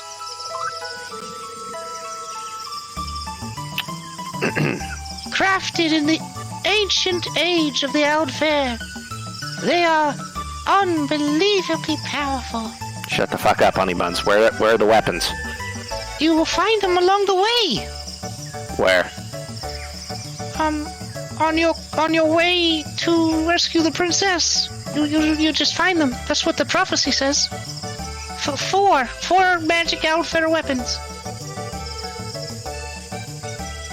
One is a blade, and shaking my head. One is a hammer, and one is a staff, and one is a... Well, I'm not really sure. There's no word for it in Squeakinese or Druidic. Jesus, Honey Buns. Or Valorian. All right, Honey Buns, thank you. Why are you laughing? Squeakinese is my native tongue. It's a beautiful language. One day, I'd like to learn that. Oh, I mean, she glows with the prospects of teaching you Squeakinese.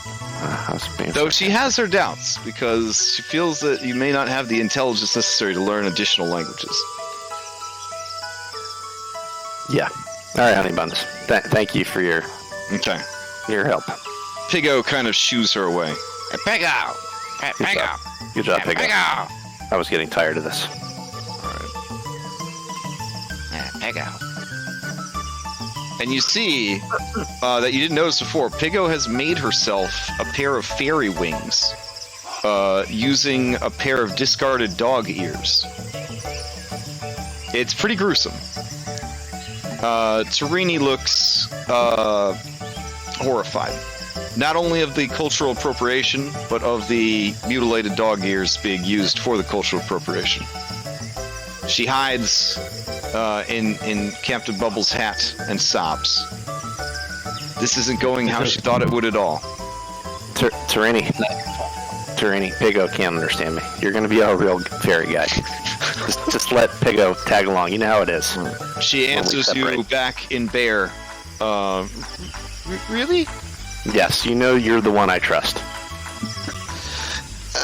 Okay. Thanks.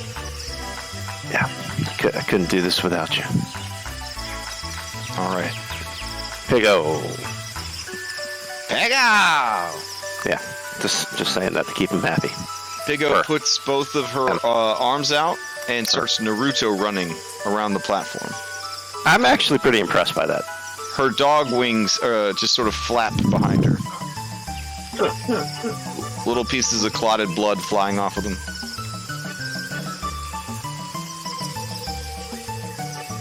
All right. Good job, Piggo. Couldn't do this without you. While I'm looking at Tarini, couldn't do this without you. Right. Django, as the festivities dance on through the nights, you are approached by Aurel. Oh, hello. I say, not sure if she can understand me. Unless you speak Aquan, Elven, or Sylvan, she cannot understand you. Nope. Okay. You see her look at you intensely, and then she just... Well, did you guys ever give this poor woman any clothes? Or, I mean, last time I checked, you just took all her equipment.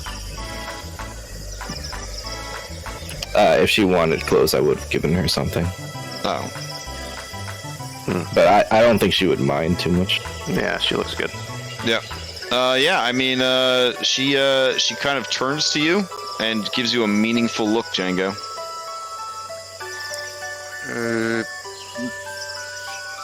I look around, see if I see Laura anywhere. I don't know, I think Laura's off making insect repellent.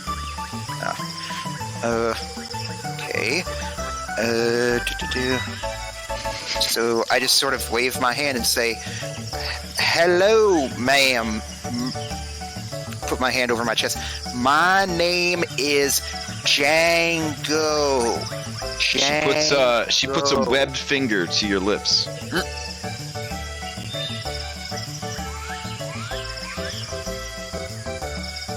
And just stares at you intensely. It's like not really sure what to do. I just look back at her and try to see if I might be able to like face. Yeah, give me an insight check. Alright. See if my massive 8 wisdom will help me here.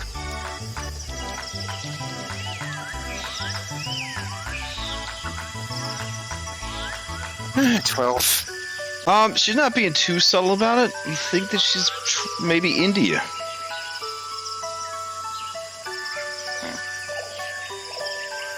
I just sort of shake my head and decide, like, okay,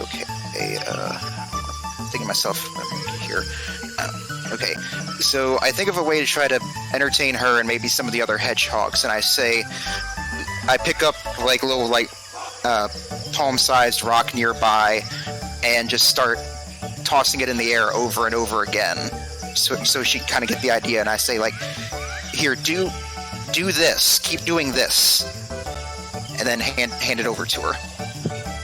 Okay. Her brow furrows, but she does what you say.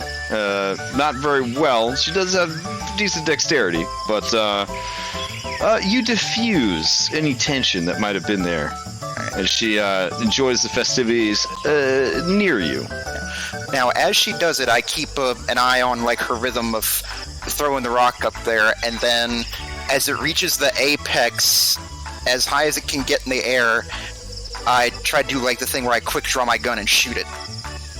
Oh, okay. That scares the shit out of all the hedgehogs, who all begin to make like scared Ewok sounds and roll into balls and start rolling around. There were creatures back in the 1980s called poppets. They kind of pull that shit where they turn into little balls and just start rolling around in terror. Hearing a gunshot, the dogs begin just howling. Yeah. Jinjo, your beautiful music is interrupted. I'm gonna take a look. What's going on? I was just practicing mesquite shooting, Bluebell. Well, you're scaring all the hedgehogs. Well, I thought they'd get some fun out of it. And by the way, and Honey Bun rides up on her badger and says, You're gonna have to stop that right now. These people don't know about firearms, and they don't need to be exposed to that kind of violence. Yes, ma'am. I apologize, and just quickly holster the gun. These are simple people who enjoy the simple things in life. and she gives you a stern look as she goes around consoling all of the people. I quickly grab on Allura or closer and say, like, look, this lady over here, I can't understand her, but I saw she was looking at me before. Can you ask her what she wants? Really? Whoa, excuse me. Look, I don't know. I don't speak. She wants to bang, for There you Christ's go. sake! Listen to the crab.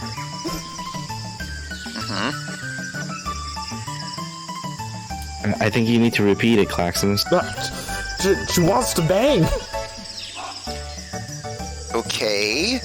And Miss Annalora, could you tell her that while I think she is a very beautiful woman, that I would like to politely decline her advances? I'll just tell her that he has a frog.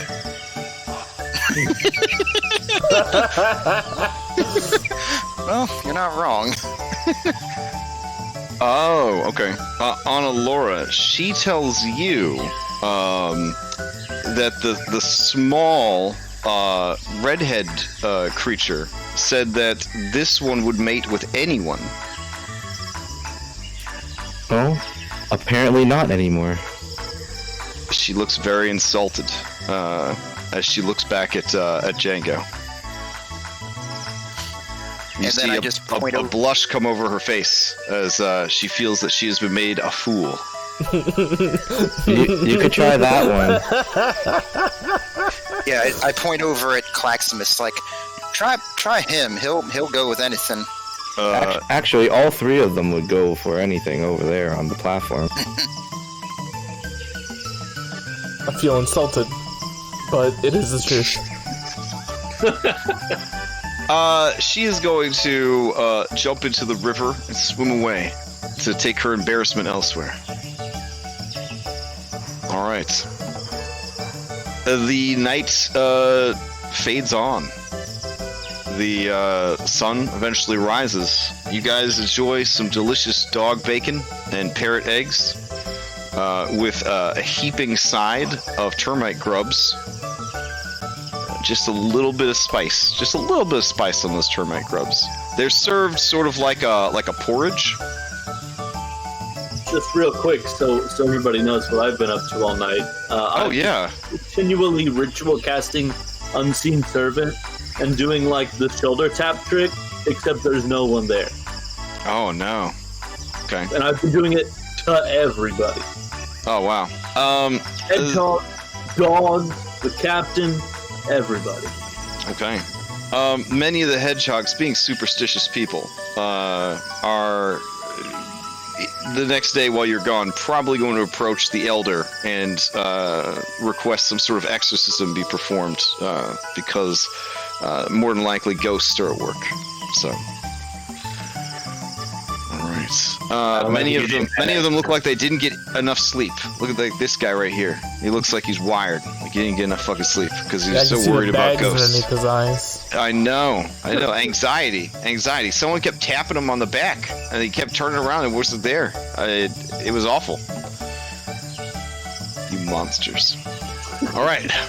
So, time to head out into the world, yeah? How many insect repellents could I have made with a 25? I mean, I would say 1 per hour. Okay. I mean, it's a negligible cost at this point. All right. I'll just say 6 then. Okay.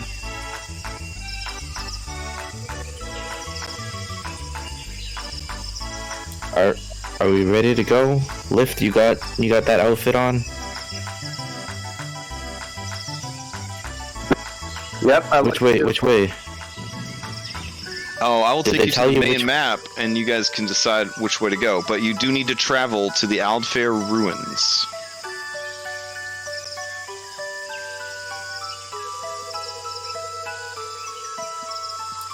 Oh, so we got past go across the waterfall.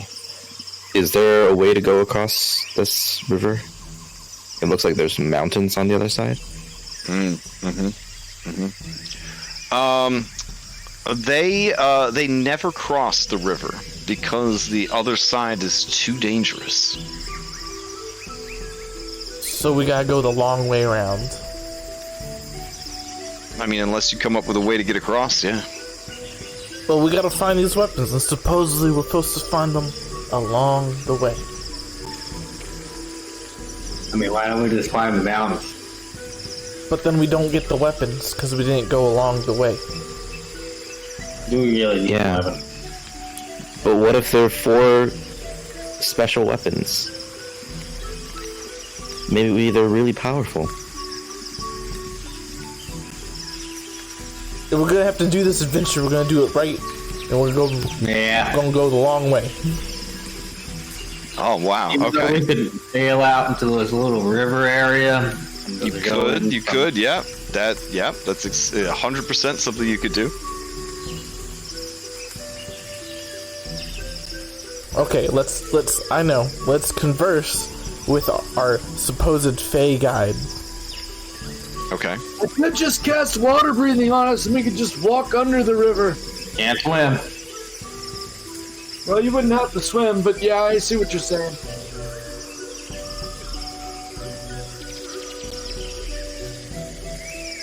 With fast Tarini.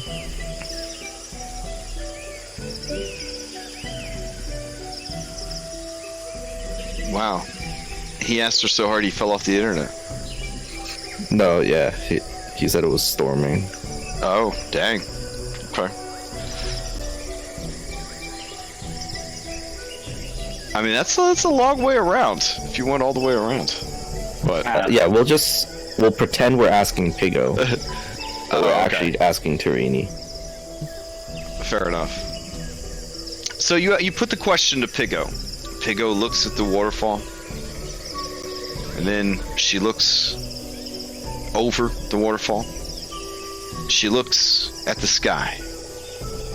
She looks at the ground. She waddles over. She plucks a leaf from a nearby fern. She eats it. She turns around in 3 circles. She just takes a shit. It's very impressive because she's got a little flap in her plate armor for just such an occasion. Her task complete. She walks back to you guys and says, Hedgehog! That makes sense. Good job, Pigo. I turn to Tarini. Tarini says, in bear to Lyft. For Lyft. She says, if we're supposed to find it along the way, we'll find it along the way. Whichever way you take. Because that's how a prophecy works, right? That's a good point. Yep. We'll find it on the I way. mean, generally, just because a prophecy's been prophesied doesn't mean it's guaranteed to come true. Oh, really? But, you know, whatever. Yeah, you should read the Wheel of Time sometime. It's a major theme of that series. I just think that the captain and Claximus really want to get back to the rest of the crew, and if we went all the way around the whole island, that would take many, many days. But if we just went over the lake like the captain said, it would only take like a few hours. All right, let's just. Significantly less dangerous for us. Okay, let's go over the lake then. I can't stand this indecision. I bring out my goat, left or right. Teach me, goat. No, we already made a decision. Yeah. Is it left or right? Do you squeeze your goat anyways? I squeeze it anyways.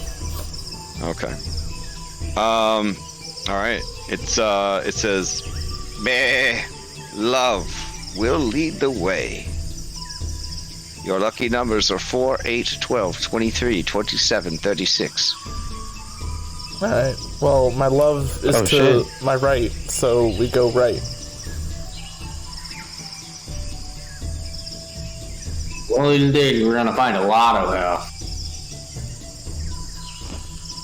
Gotta play to win. All right, let's go. Let's look for the safest way to pass. Okay. As you approach the river, north of their village, it's not tremendously wide. It would probably be more like, I guess it would still be a river, but it ain't like one of them 1 mile across rivers or anything like that. It does get wider here, but the part that you just crossed wasn't too bad. As you sort of approach the shoreline here, you see that there is a heavy mist that ominously hangs over this lake.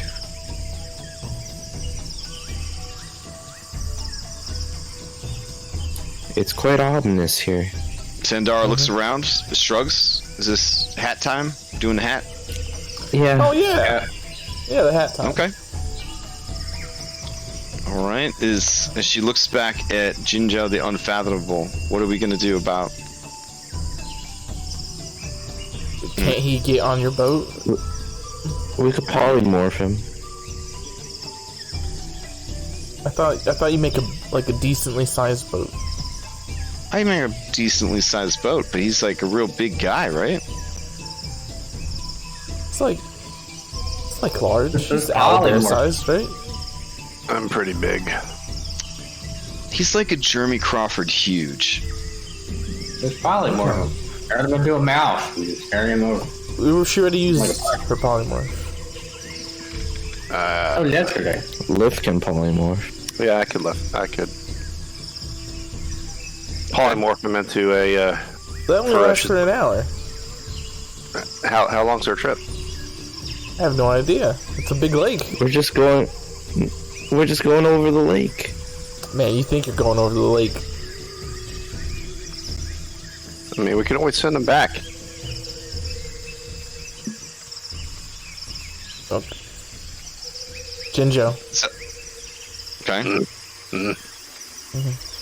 Oh wait, you don't speak Aquan. Jinzhou, me. Aw. Jinzhou, you go home.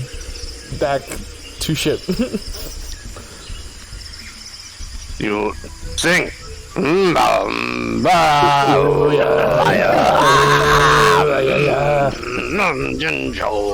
Alright, Captain, it's you got. Yeah, you got this going. I'm gonna be like, hey, Didario, you just ask him to go back to the boat. Oh, okay. You don't want to bring an invincible warrior to go fight a living god? Look, man, I want to, but I literally can't carry him over the boat. Why can't we just polymorph him? I don't know. I offered that, and then That actually brings up an important question, Bubbles, that I've been meaning to ask you. If you were polymorphed and then you got put in the water, would you still turn to stone? I Because imagine your so. body wouldn't be the same body, and you wouldn't have access to the same abilities, right? Yeah, but I think it's tied to your spirit, your soul. We'll try it out later. Hey,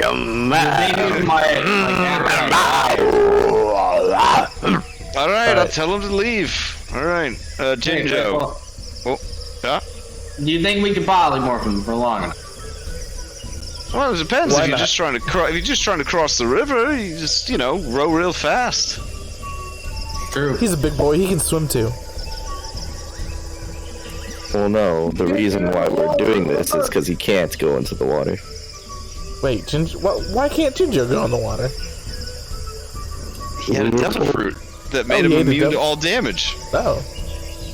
Well, fuck me. fuck me. Let's just get across Oh this. my god, go. polymorph him. Just go. Come on. As he says that, you guys see Sandara rubbing her chin appraisingly. She's doing some math equations. I will I mean, try to what if we put him polymorph. in the bag of holding after? Let me try to polymorph him. I'll try to polymorph I mean, him. boss, into- an hour is still an hour. If he turns back into himself in the bag, he'll break your bag. Really? Yes, you see, because you can't put things that are too big in something that's too small. He kind of stage whispers. Everyone looks at him. But don't believe her. You can do whatever you want. I mean, look, boss, why not, alright, why not have one of them turn into a bird with Jinjo as a mouse, and then fly him all the way across and wait for us on the other side? Flying's like faster than boats, right? I could have I mean, Luigi you- carry him across. There you go. Luigi could carry him across. Just Can so, Luigi fly? like grandfather said. Luigi can't fly. Sure he can. Yeah, Luigi can change into a bunch of different shapes. Oh, fuck. One of them can fly. fuck All right. me.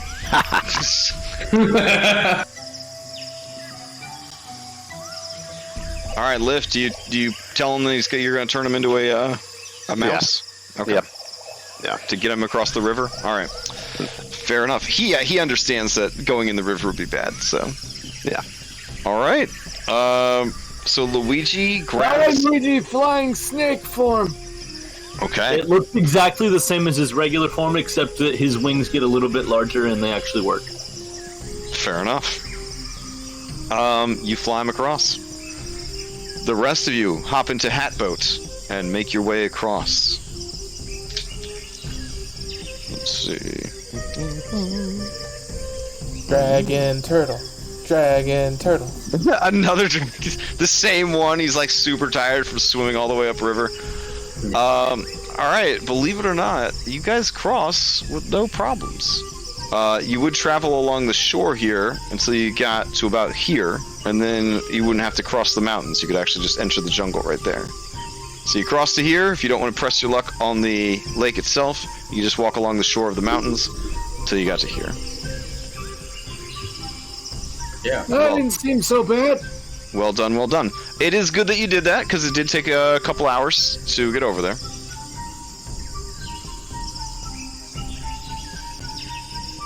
Alright. As those you the ruins? walk up onto the shore, you realize that this is a rancid place. The jungle stinks of sulfur there is a very strong, like acidic taste in the air. And as you kind of push past the sort of gravelly beach and pass through the mountains into the jungle, you see that there are actual pools of acid in this jungle. Oh, that's fun. I always like my jungles with a good bit of acid. All right. As you guys are making your way along, it does not take long for you to encounter indigenous creatures intent on your destruction.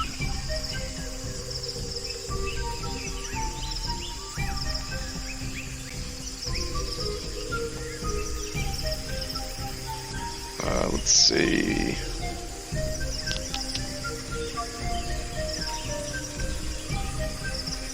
All right, as you guys are slowly picking your way through the acid pool drenched jungle, you see blobs of the acid begin to rise up and take on meaningful forms. I'll move you over to the map.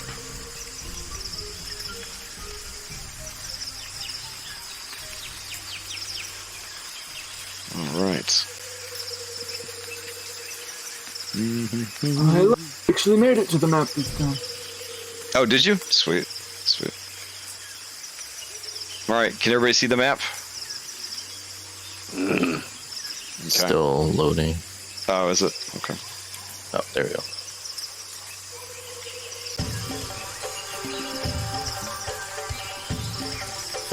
Acid. Suffice to say, if your miniature is in a space that has acid, you would treat it like a fiery space. So you would take 1d10 acid damage if you essentially entered a space that had acid in it or moved through a space. So it's kind of, it's kind of a hazard, I guess. You see, rising up out of the pools, these creatures. There are a great many of them. Oh god, that's just a great many of you. Whoops. There we go.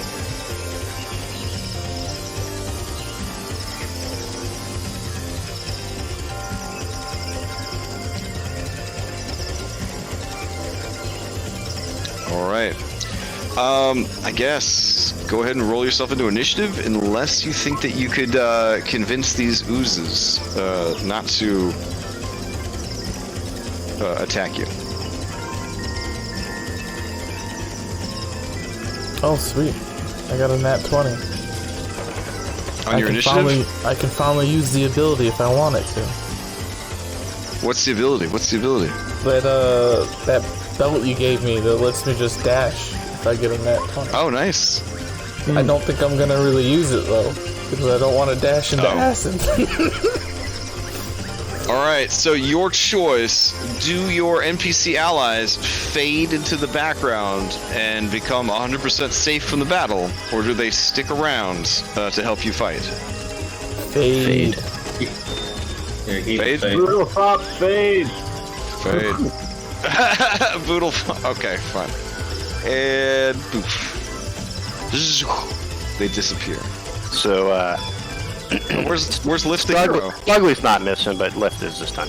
Oh, okay. Let's see.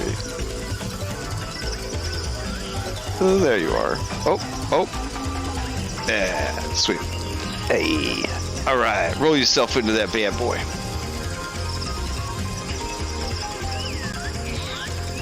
Just take that as Lyft. Okay. Django, starting things off. Alright. Go ahead and get out of here. I'll go ahead and draw my fancy Shivka pistol and fire at this one here.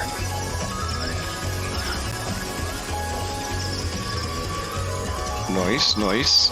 25 for 11. Which one here? Can you ping it again real quick?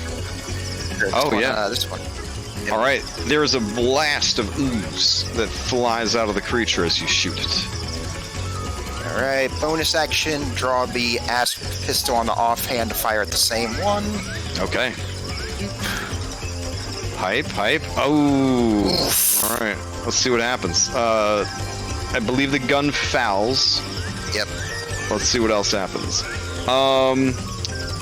Ooh.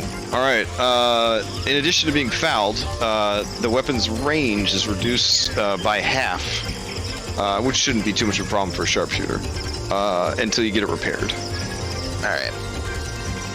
Alright, and then... let's see here. Instead of movement, I'll go ahead and take the dodge action, then end my turn. Okay. Calaximus, to you. Okay.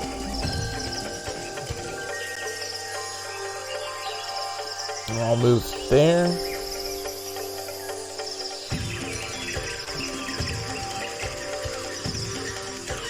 One more. Bonus action rage, and then I'm gonna recklessly chuck some cannonballs at it. Oh, hell yeah. Okay.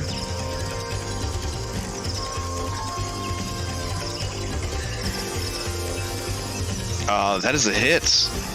The creature, unlike the piercing damage that the bullets did to it, as the cannonballs hit it, they just sort of slow down.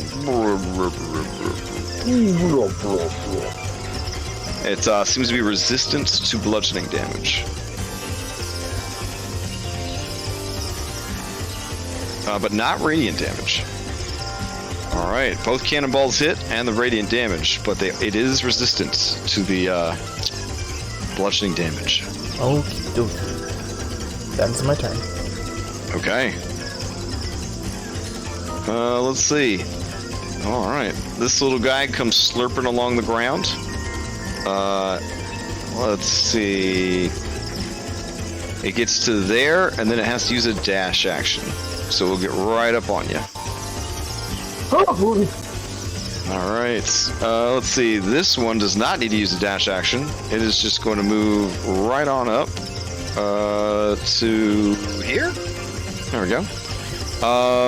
And I think it will attack Claximus, because you are a tasty crab. It doesn't get crabs this far inland, so here we go.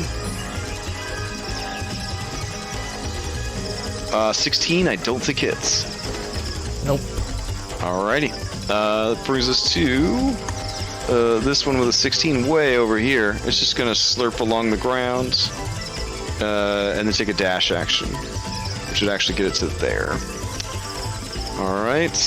11 begins slurping across the ground, and it'll just take a dash action to get there. 9, same thing. Dash action to get to there. Snugs, you're up. Alright, so, are we just having Luigi go on my turn? Or do you want me to actually roll him separate from now on? I thought Chain Pack Familiars went on their own initiative, but I guess I'm wrong on that. Oh, right. He's just a wizard familiar. I think technically all familiars are supposed to go on their own turn. Yeah. Kind of like a pain to do that. I mean, whatever works for you. Whatever works for you. Okay, so I'm gonna have him help action me against this guy, and then I'm gonna reach down to my side and pull out my Thunderbox, which is just like it's like a gun that has like 3 separate barrels, but they all fire at once. And so I hold that up shakily in my tiny gnome hand, and I shoot at this one. Okay. And stuff happens, I believe, because he's next to friends.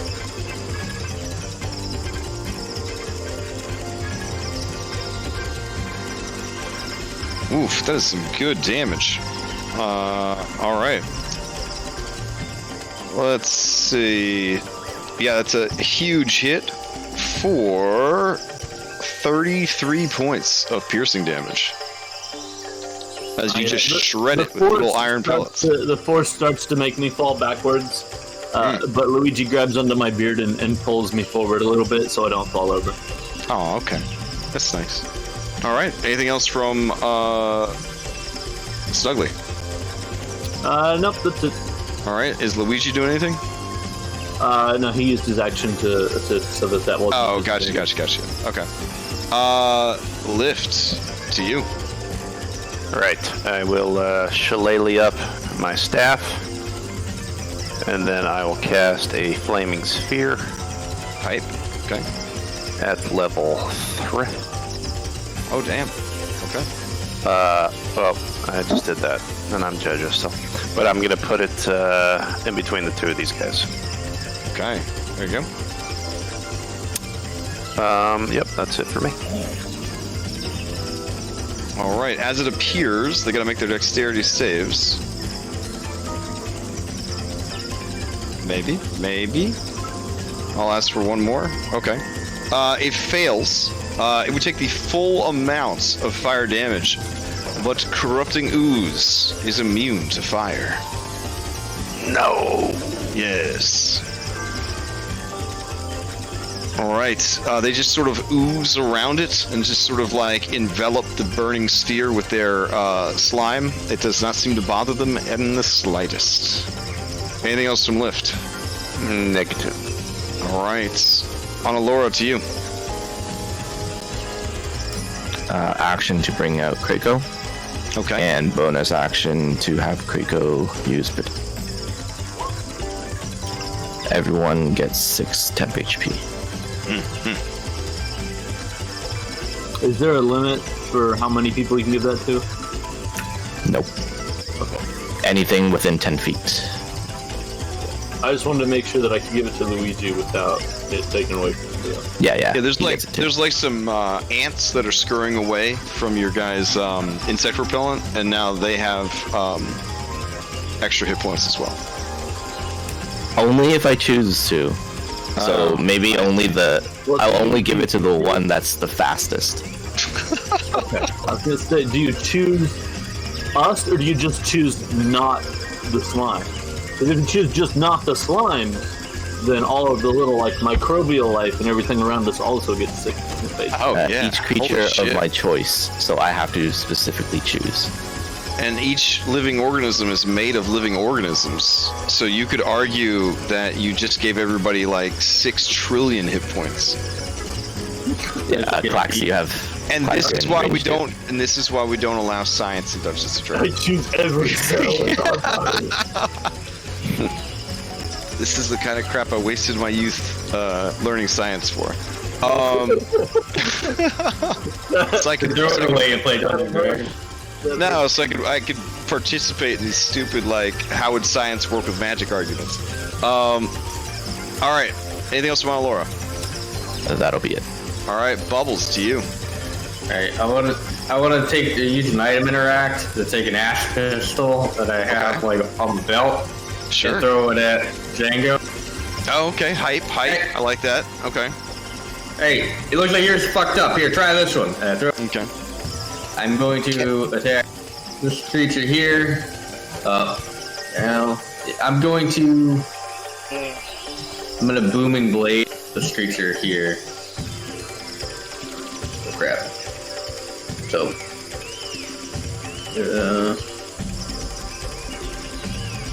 is 11 hit?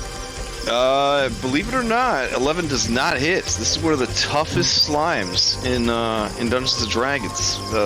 It has a big fat 12 for its armor class. Damn, well, Juicy. Yeah. tried my best. All right. All right. Anything else? That's all. Okay. This last one is going to ooze forward, and then dash ooze forward some more. It'll stop right there. All right. That brings us to top of the round. Django, got a replacement ass pistol. You drop the other one on the ground, I'm assuming, to free your hand up to grab the one for Bubbles. What are you gonna do? Yep.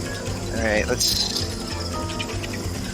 Alright, I'm gonna go ahead. I'll burn my bonus action to disengage and. Okay. There's still an opening here, or here, if you're trying to get away from the encircling slimes. Thank you.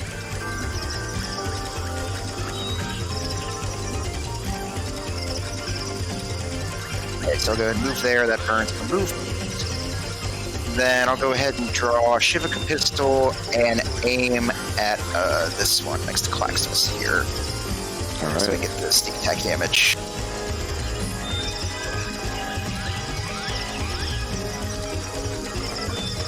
Oh yeah, that definitely hits. Total of 30, and then that's my turn. Oh, okay. That brings us to Claximus. Alright. The one right there, recklessly attack it with the greatsword. Okay. This one that's already been attacked a couple times? Yeah. Alright.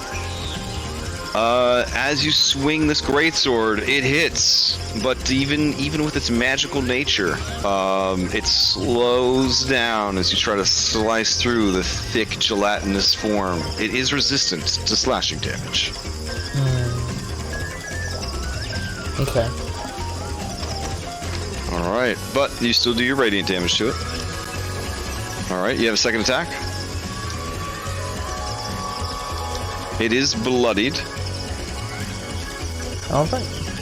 Runny green acidic ooze just begins spraying out everywhere.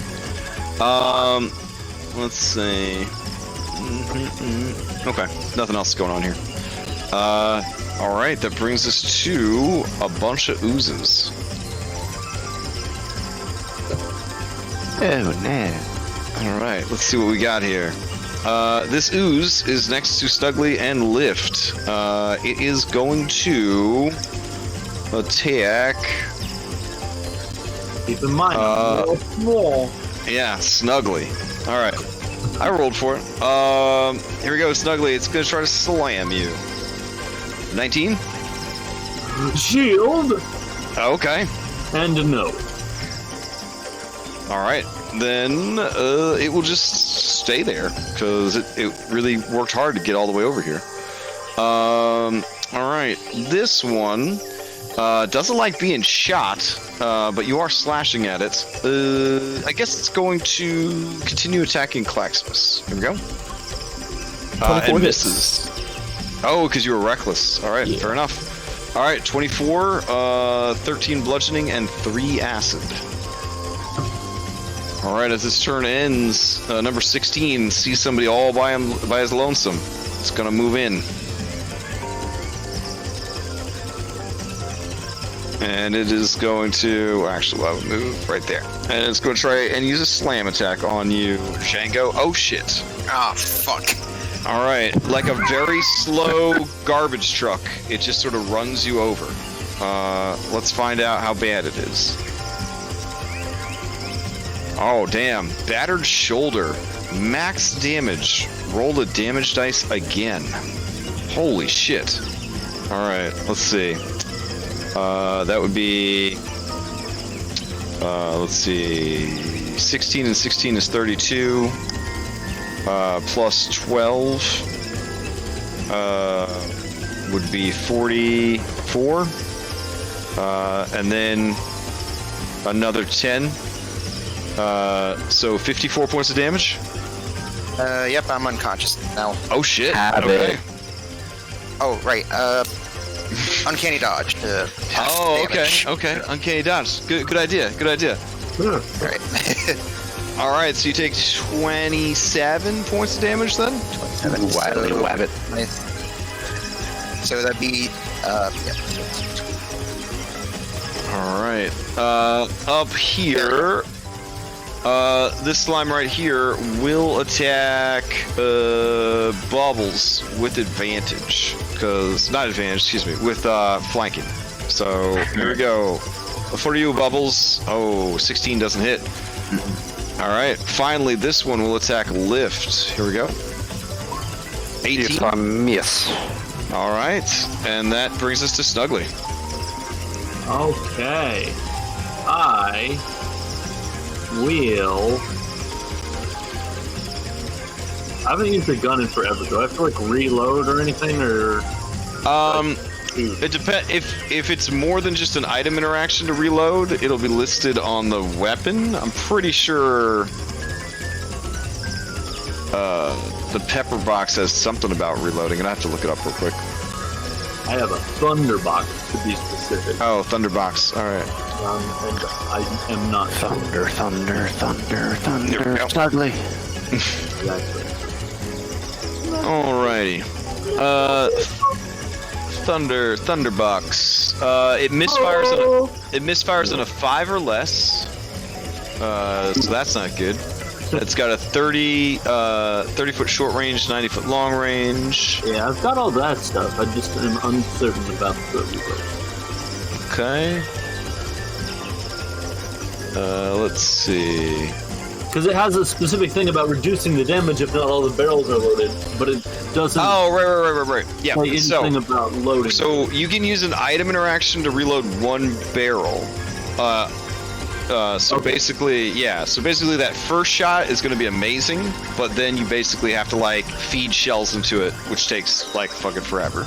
Alright, so can we say that I used one of my item interactions last turn to reload 1 barrel, and then I'll use my item interaction this turn to reload a second, and then... Oh, no, wait, shit.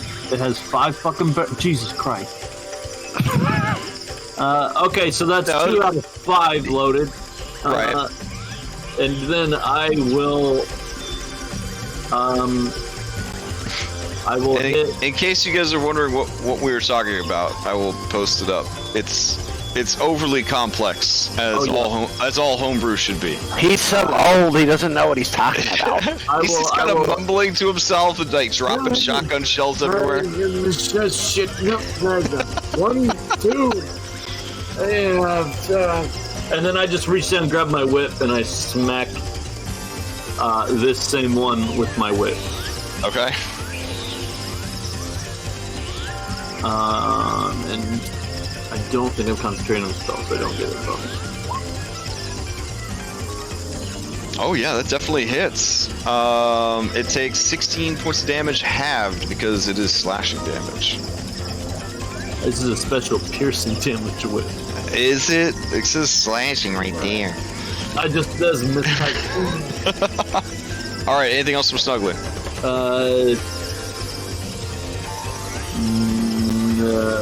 Can I use my bonus action to reload a 3rd barrel? I believe it's just an item interaction. Bonus actions can only be spent on bonus action stuff at the prize counter. I will not do anything else. Okay. Lift to you. Now that my turn ends, my AC goes back down to 15. Oh, all right. Sitting here rubbing his hands like these damn hamsters oiled up my hands. I can't even hold onto my staff. Fire almost lit me on fire. What the fuck's going on? So he will thunder wave at these two. Level 3. Oh, okay. To hit these two big boys. So it's a 15-foot square, I guess. Yeah, they gotta make Constitution saves. So, yes. Hold on a sec. 1 and 2. I post that. Ooh, they both fail. Nice. So, damage. Bam. Okay. Let's see. I tried to post it for you. I don't know how to. No, it's been posting. You've been posting it. Okay, cool. Yeah. All right. They each take quite a bit of damage. They are not resistant to thunder at all. Suckers. I guess this disappears though. All right. This one in the south of the two is bloodied. Noise, and they're knocked back 10 feet? 10 or 15. Open up. Alright, while you're looking that up, Analora, to you. Alright, I'll shout out to Django. Come back in here, and I'll keep us protected. And as a bonus action, we'll do another... Okay. So anybody within 10 feet of, I guess, Analora? Because Krako's kind of riding around on you, right? Yeah, he's on my shoulder. Right. And then I will, as an action, I'm gonna cast Shatter. Okay, on those two, nice. All right, Constitution saves again. Here we go. 1 and 2. 16 meets. So Okay. 16 is half damage. Unless is it made of inorganic materials such as stone, crystal, or metal? Nope, it is made of slime, All right. which is about Yeah, as so organic as it 16. gets. All right. The one to the south fails. The one to the north succeeds. The one to the south looking real bad. All right. Anything else from Laura? Nope. All right, Bubbles, to you.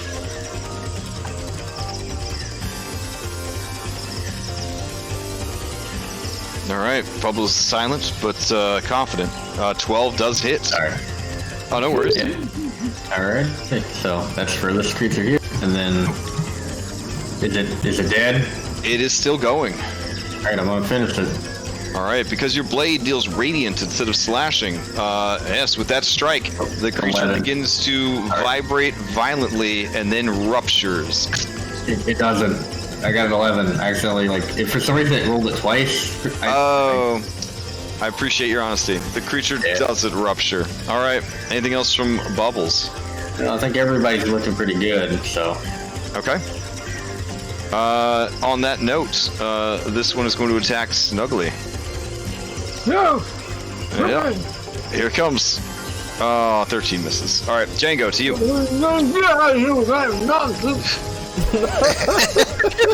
Are you eating? Alright, so I think I can translate this. Alright, so following Bluebell's advice, I'm going to go ahead and disengage to get away from the one in front of me and start to move back towards the rest of the crew.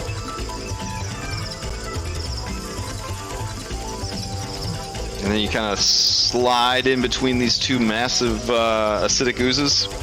Nice. Okay. Alright, then I'll go ahead and draw Shivaka pistol and take aim at the bloodied one and shoot the bloodied one here. All right, let's see that shot. You got a 12 or higher.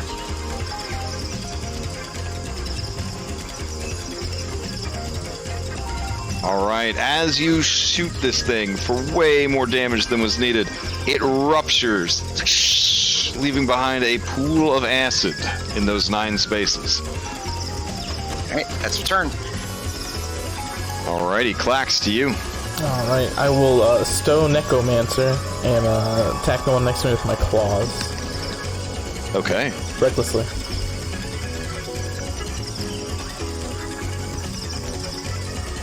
Ooh, is that a critical? That's a critical hit. All right, Yes. let's see what happens.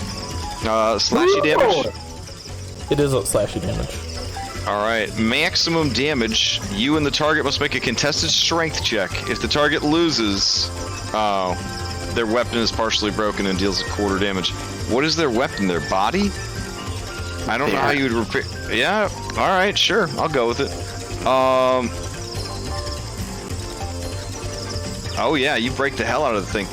You basically just slash and the little skull that it was using. Well, not little. It's actually like a big ass Cyclops skull. But the skull kind of clatters to the ground, and you just sort of kick it off to the side.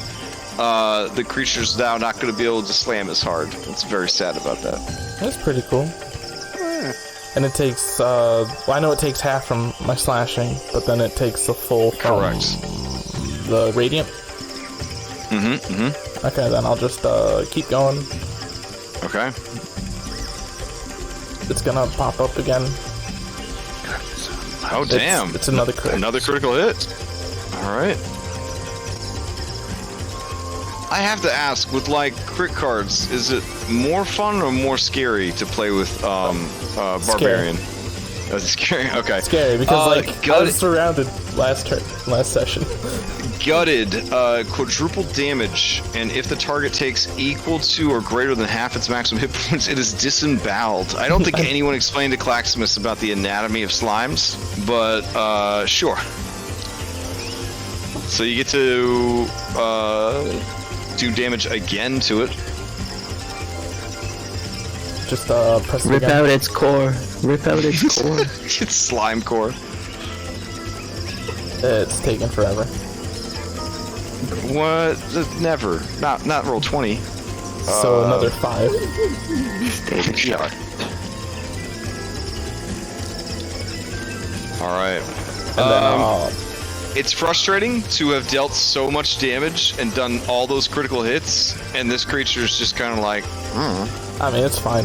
I needed to stow it so I could switch out a weapon next turn, and then I'll just finish off with a rending call bonus.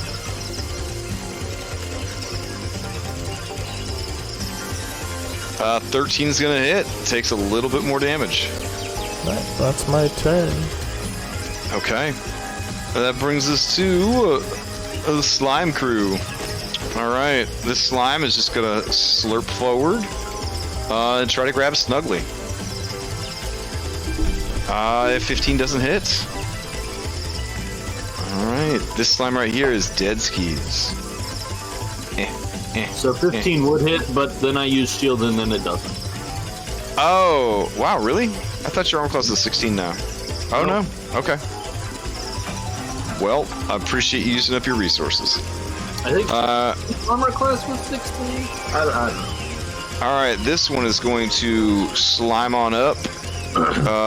And Bubbles is going to go for it. It's got flank. Alright. 19. That is a hit unless you shield it. I'm gonna shield it. Alright. To the north, same deal, Bubbles. That is a miss. Alright, Lyft, this one's back for more. Miss. Alright. Snuggly to you. Alrighty. I will use my item interaction to reload one more barrel, so I believe I am up to 3 now.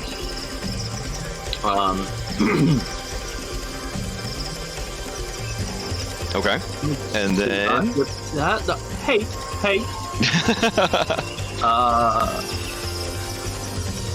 Trying to decide if I should just whip again. I think it's amazing that you're managing to, like, without fast hands or anything, switch between having a whip and your hands available to load a shotgun. I feel like, well, it's not really it's like a pistol that has 5 Oh, barrels. the Thunderbox is more like a Magnum, right? Like a big ass fucking pistol, like a ridiculous pistol to give a gnome. Yeah. Yeah. Exactly. Okay. That is the precise reason why I chose it. Gotcha. So I figure like I have it sort of like stuck in between my elbow and my body, and I'm sort of like reloading it with one hand, and then I'm just sort of like whipping blindly with the other hand. That's how I picture what's happening anyway. Mm-hmm. All right, I will attack this one again, and yeah, I'll just use my whip. Okay.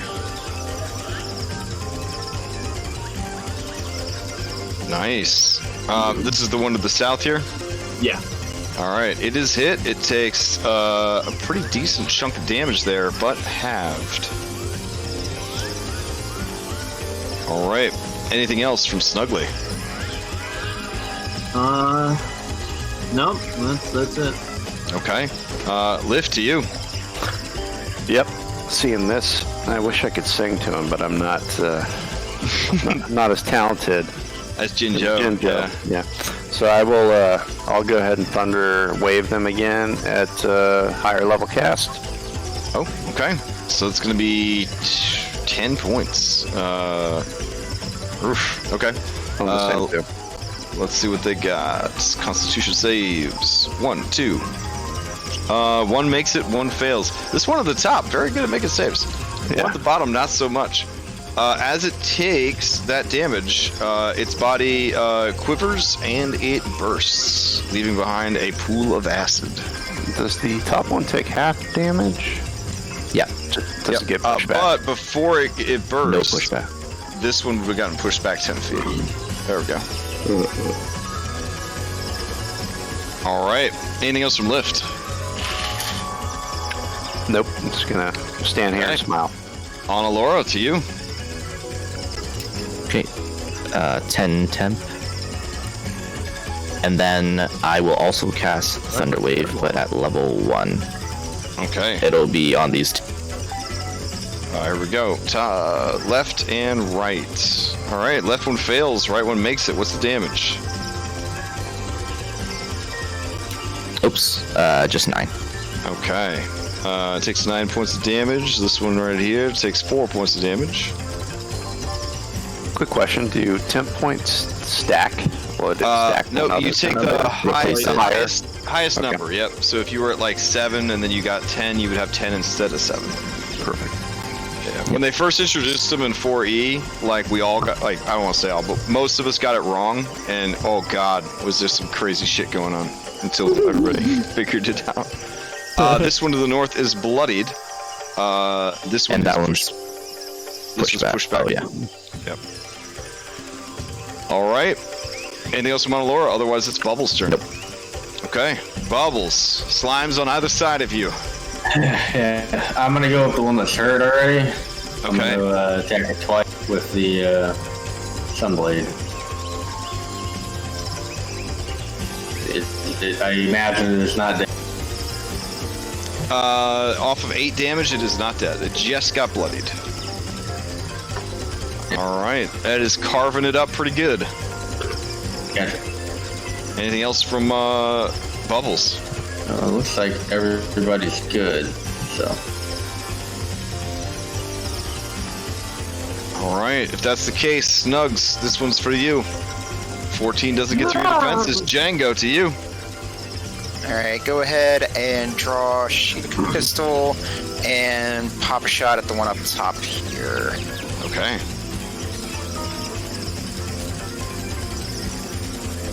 Oh, yeah. On top of the damage that it already took, the creature quivers and bursts. Alright, then I'll go ahead, draw the new ass pistol, and use bonus action to take a shot at this one. Okay.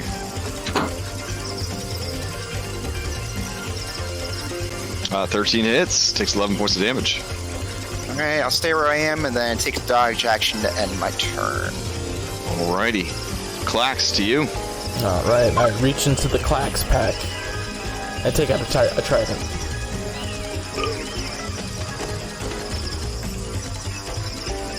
And then I move over here, Okay.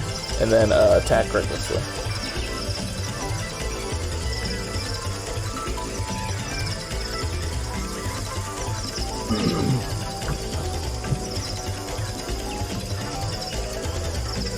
Okay, that's 8 plus 7.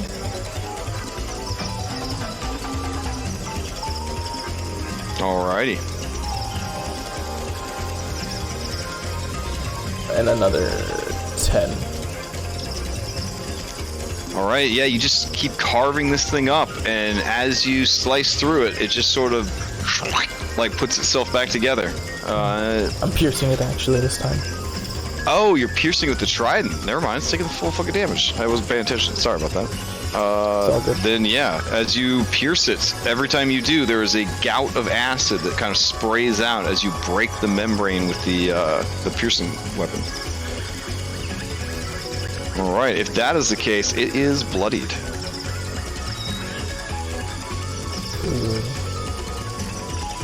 Alright. Anything else from Clax? No, that's all I got. Alright, this one is going to move in and once again try to attack Lyft. 19. Yes, that hits. Alright, 13 bludgeoning and 4 acid, and you are grappled. Which I guess technically, like,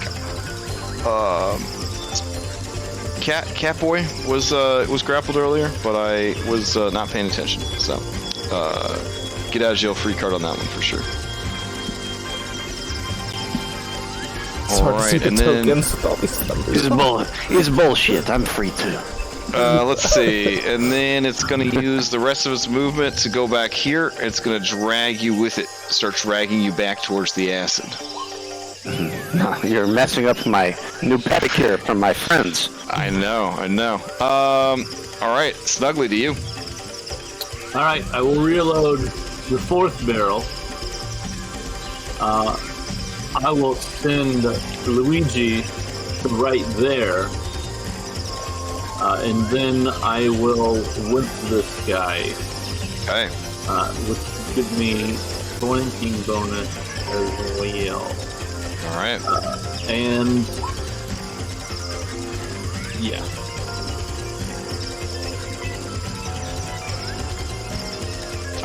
Good thing you had that flanking bonus. It does hit.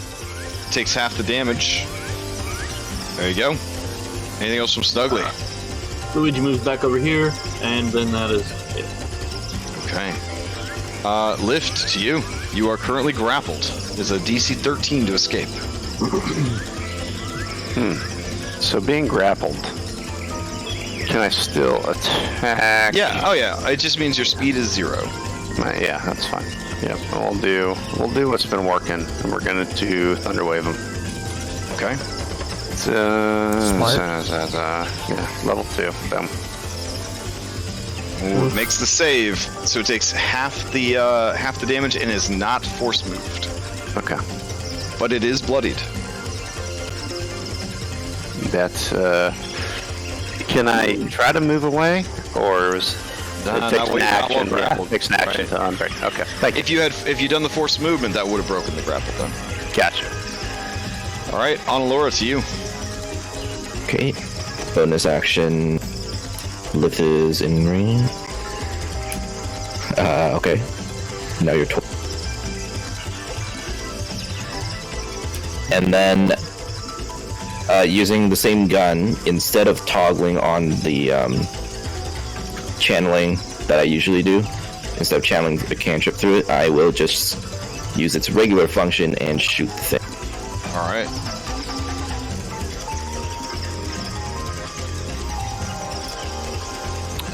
That is a miss. Okay. Yeah, you take a shot. The creature is kind of dipping low to the ground to pull Lyft with it, and the shot goes wide of the mark. Anything else from Laura? Nope, that'll be it. All right. Bubbles, to you. Alright. So, I'm going to attack this one here. Yep. Damn it. Alright. 11. Just shy. 26 hits. Okay. Okay. Alright. Looks like everybody's still good, so. Wait, actually, Django, are you hurt?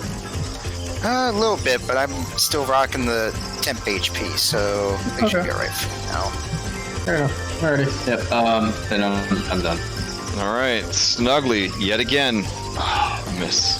Django, to you. Alright, seeing this one grappled my buddy Lyft, I'll go ahead and draw the Shivak pistol, and that is good for a sneak attack damage because it's got a grapple, right? Yeah, he's adjacent to it, so yeah. Cool. Alright.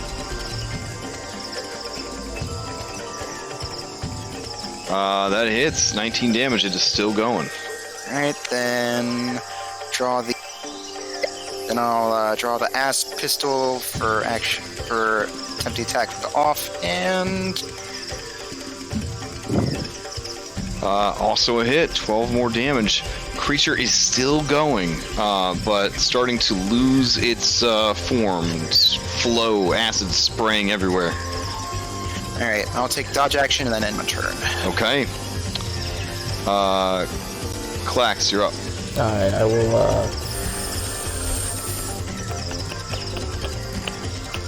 Alright, just to double check, is taking a dodge action part of Swashbuckler? How are you doing a dodge action? Alright. I'll just go ahead and kill dodge action. Okay. Alright, it's the end of my turn. So Alright. Yeah. Clax, take the you're up. opportunity attack. Okay.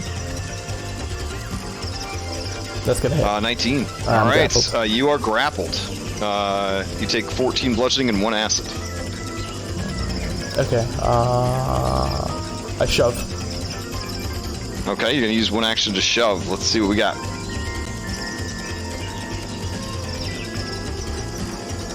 Alright, you push it back 5 feet? Yep, Okay. that breaks. It breaks the grapple. Alright. Alright, and then I come up there, and then I will finish off my attack on the green ooze that has Lift. Okay.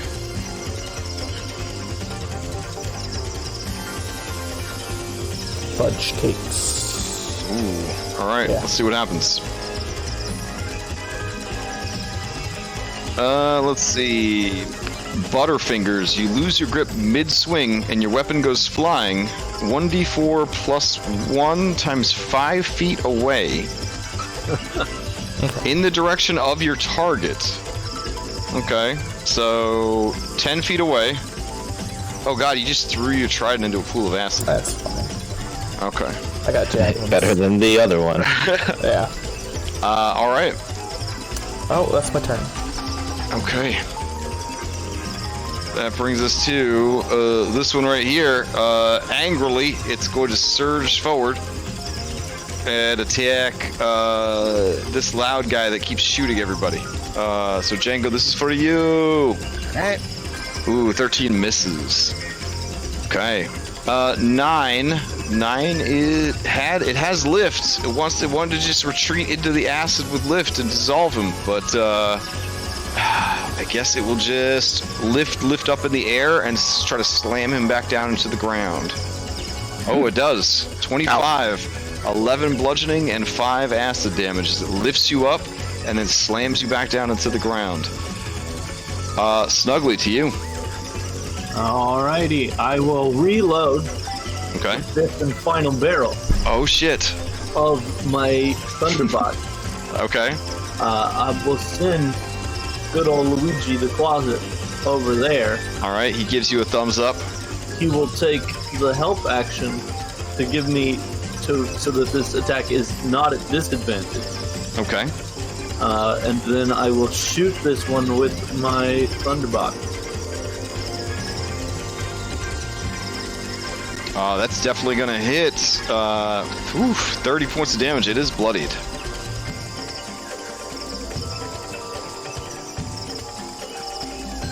Yeah, that's what you get. I love the idea of this tiny gnome with a gun that's like half the size of his body. I feel like nobody was monitoring this old man at all. You were not. Lift to you.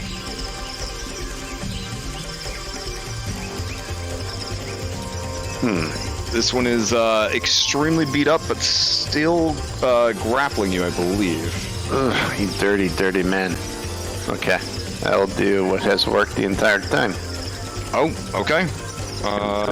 Thunderwave it. It makes the save, takes half the damage. What's the damage? It's unknown because my windows are broken. Oh. Thunderwave. Boom. Really? What's it show? Hold on. Sorry, guys. That's cool. We're probably going to get like 4 or 5 readouts at some point. All right. Oh, there they come. Here they come. So let's see. 13, half of 13 plus the damage it already took. Is dead. You die! Whew. Is that a non-magical trident? Because I'm pretty sure when this thing turned into an acid pool, on top of it already being an acid pool, it's melted. Oh, it's gone. It's gone. Okay. All right. Okay. Anything else from Lift? You can now move about. I would just like to look into my nails and see how well of a job they held up after the hedgehog. They did a good job. They did a good job. Excellent. That exact scene was the inspiration for my choice of weapon, Bubbles. Yeah. So I assumed that. All right, Annalora, to you. There's only 2 slimes remaining. One is bloody, or both are bloodied. I'm just going to use my action to disengage Okay. and move there with Kriko and then Protector. Okay. In that case, Bubbles, to you. Alright, so somehow this thing in front of me is still alive. I'm going to attack it twice. Okay. Hopefully the first one will kill it. First one does not kill it. No, son of a bitch. Alright. All right. With that, it ruptures. Ah, Jesus. things aren't very tough, but they just don't die. That's how things on my island seem to be. Your island. Lots of fortitude. Oh, this is for you, Snugs. Holy shit. What? Wait, what? You got something for me? Can't do anything, no. Oh, okay. I was about to say, like, this poor slime has been trying the whole fight. It's just getting blasted over and over again. But it finally happened. Finally came through for you, little buddy. Alright, let's see. Bludgeoning damage. Get back. Oh, I don't want you to get back. Maximum damage. Make a Constitution saving throw. Oh boy.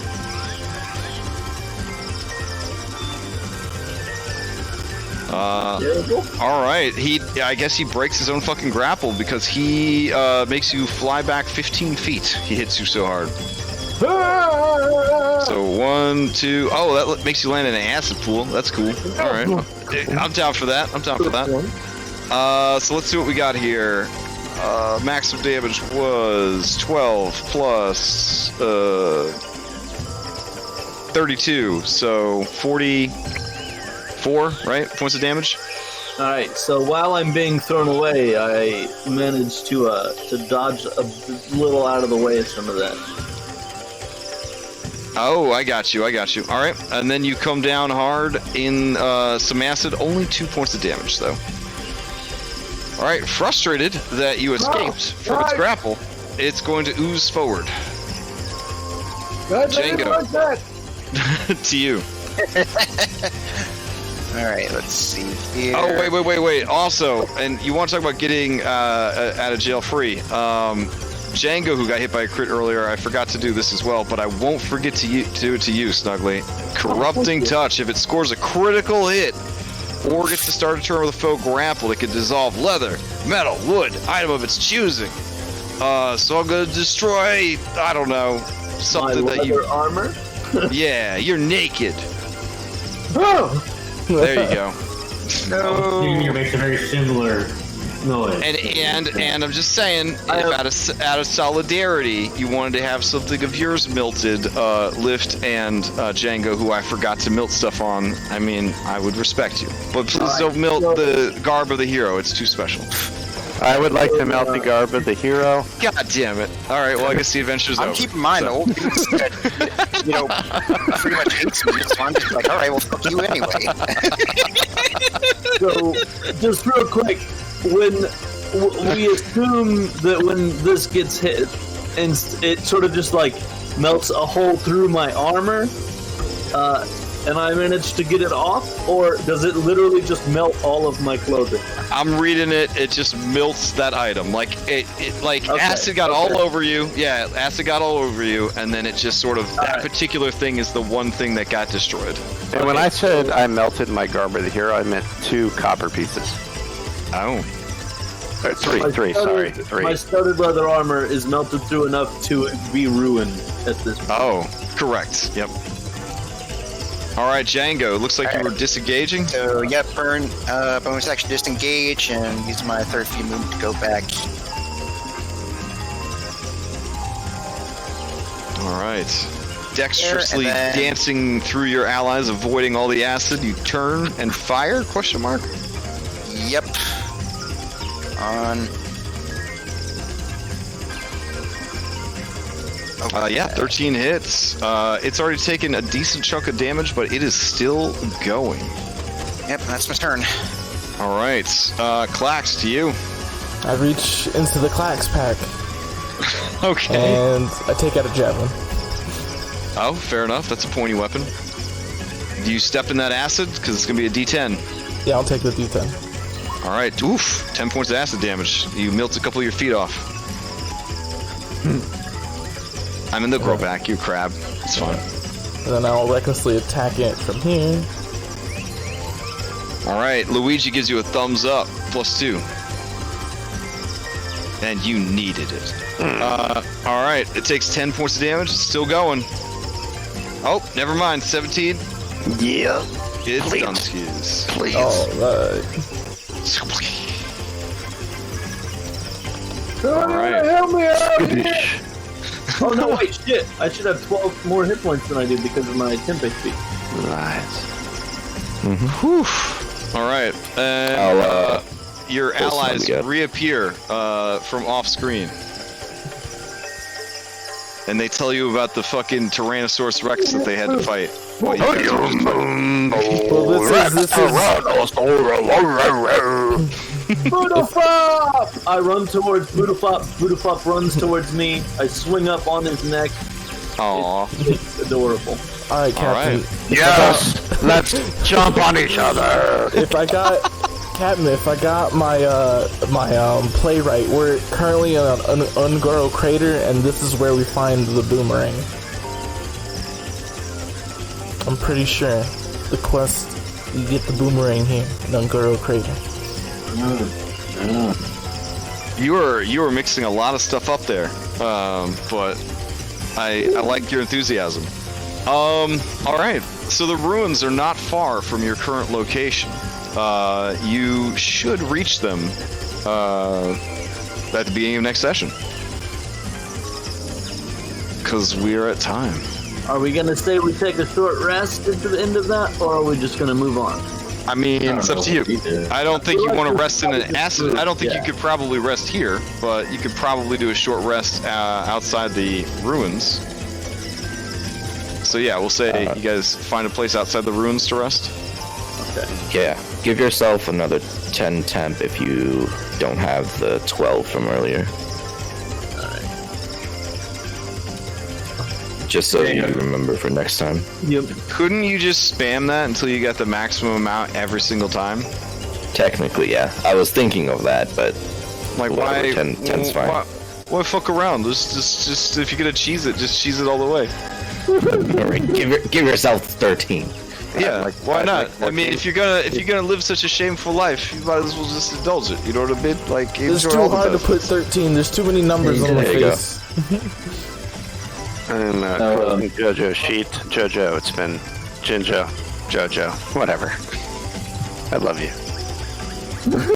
Jinjo's our adventure.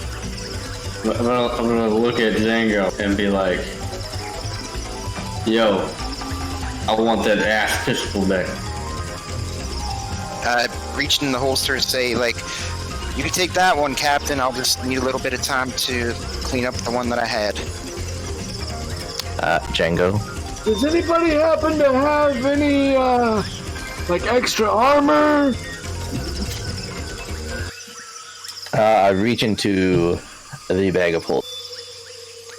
I give Django a new ass pistol, and I'll take the old one to fix.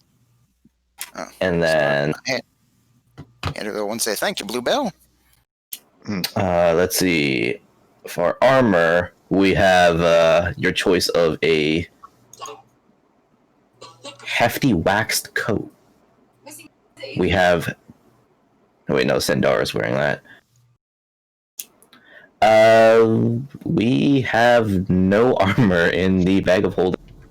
Alright, well, I guess I'll just have to depend upon my natural speed and skill.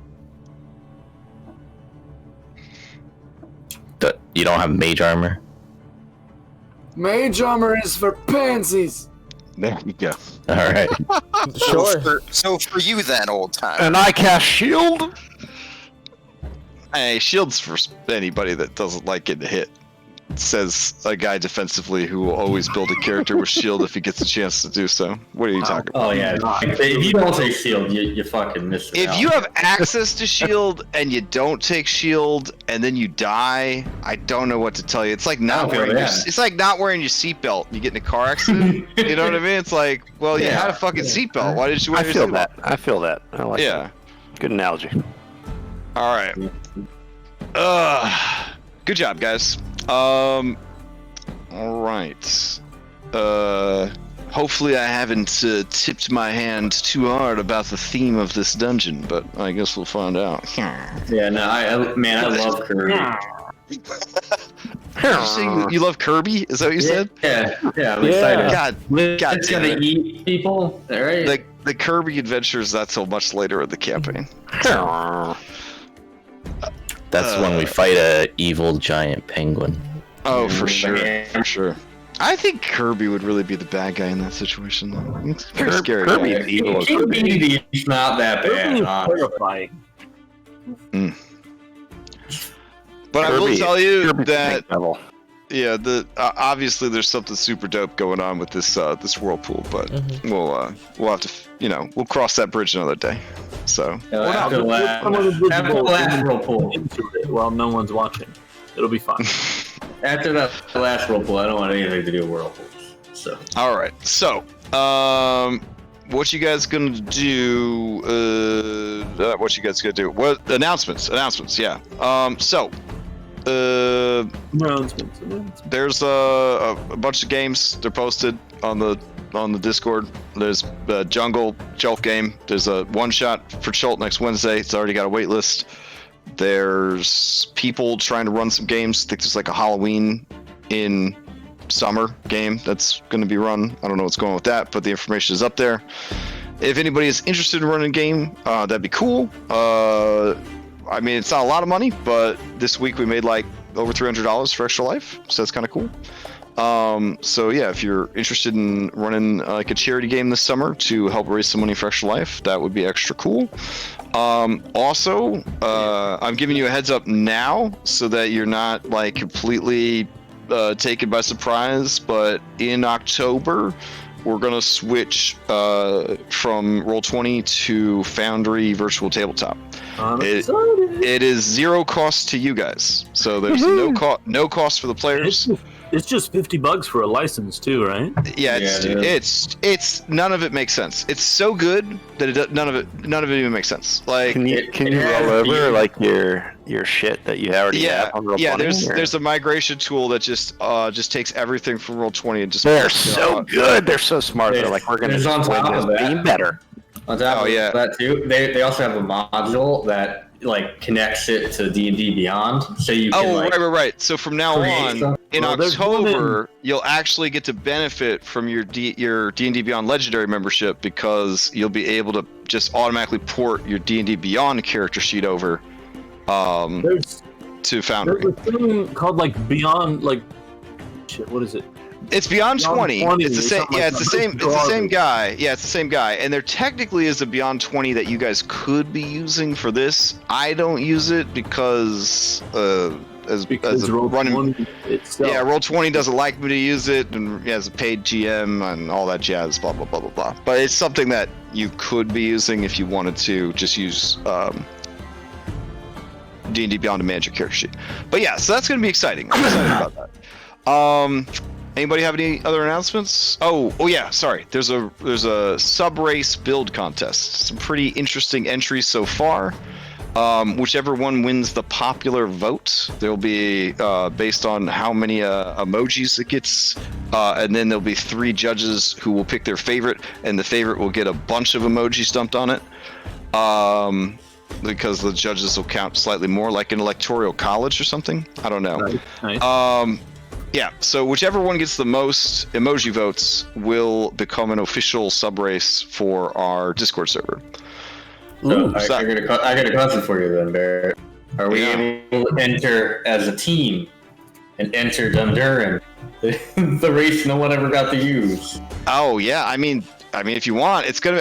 That alcoholic dwarf race is already doing really good. So I don't know if another dwarf race is gonna be able to compete, but you can certainly try. They can't handle a fucking vegan dwarf.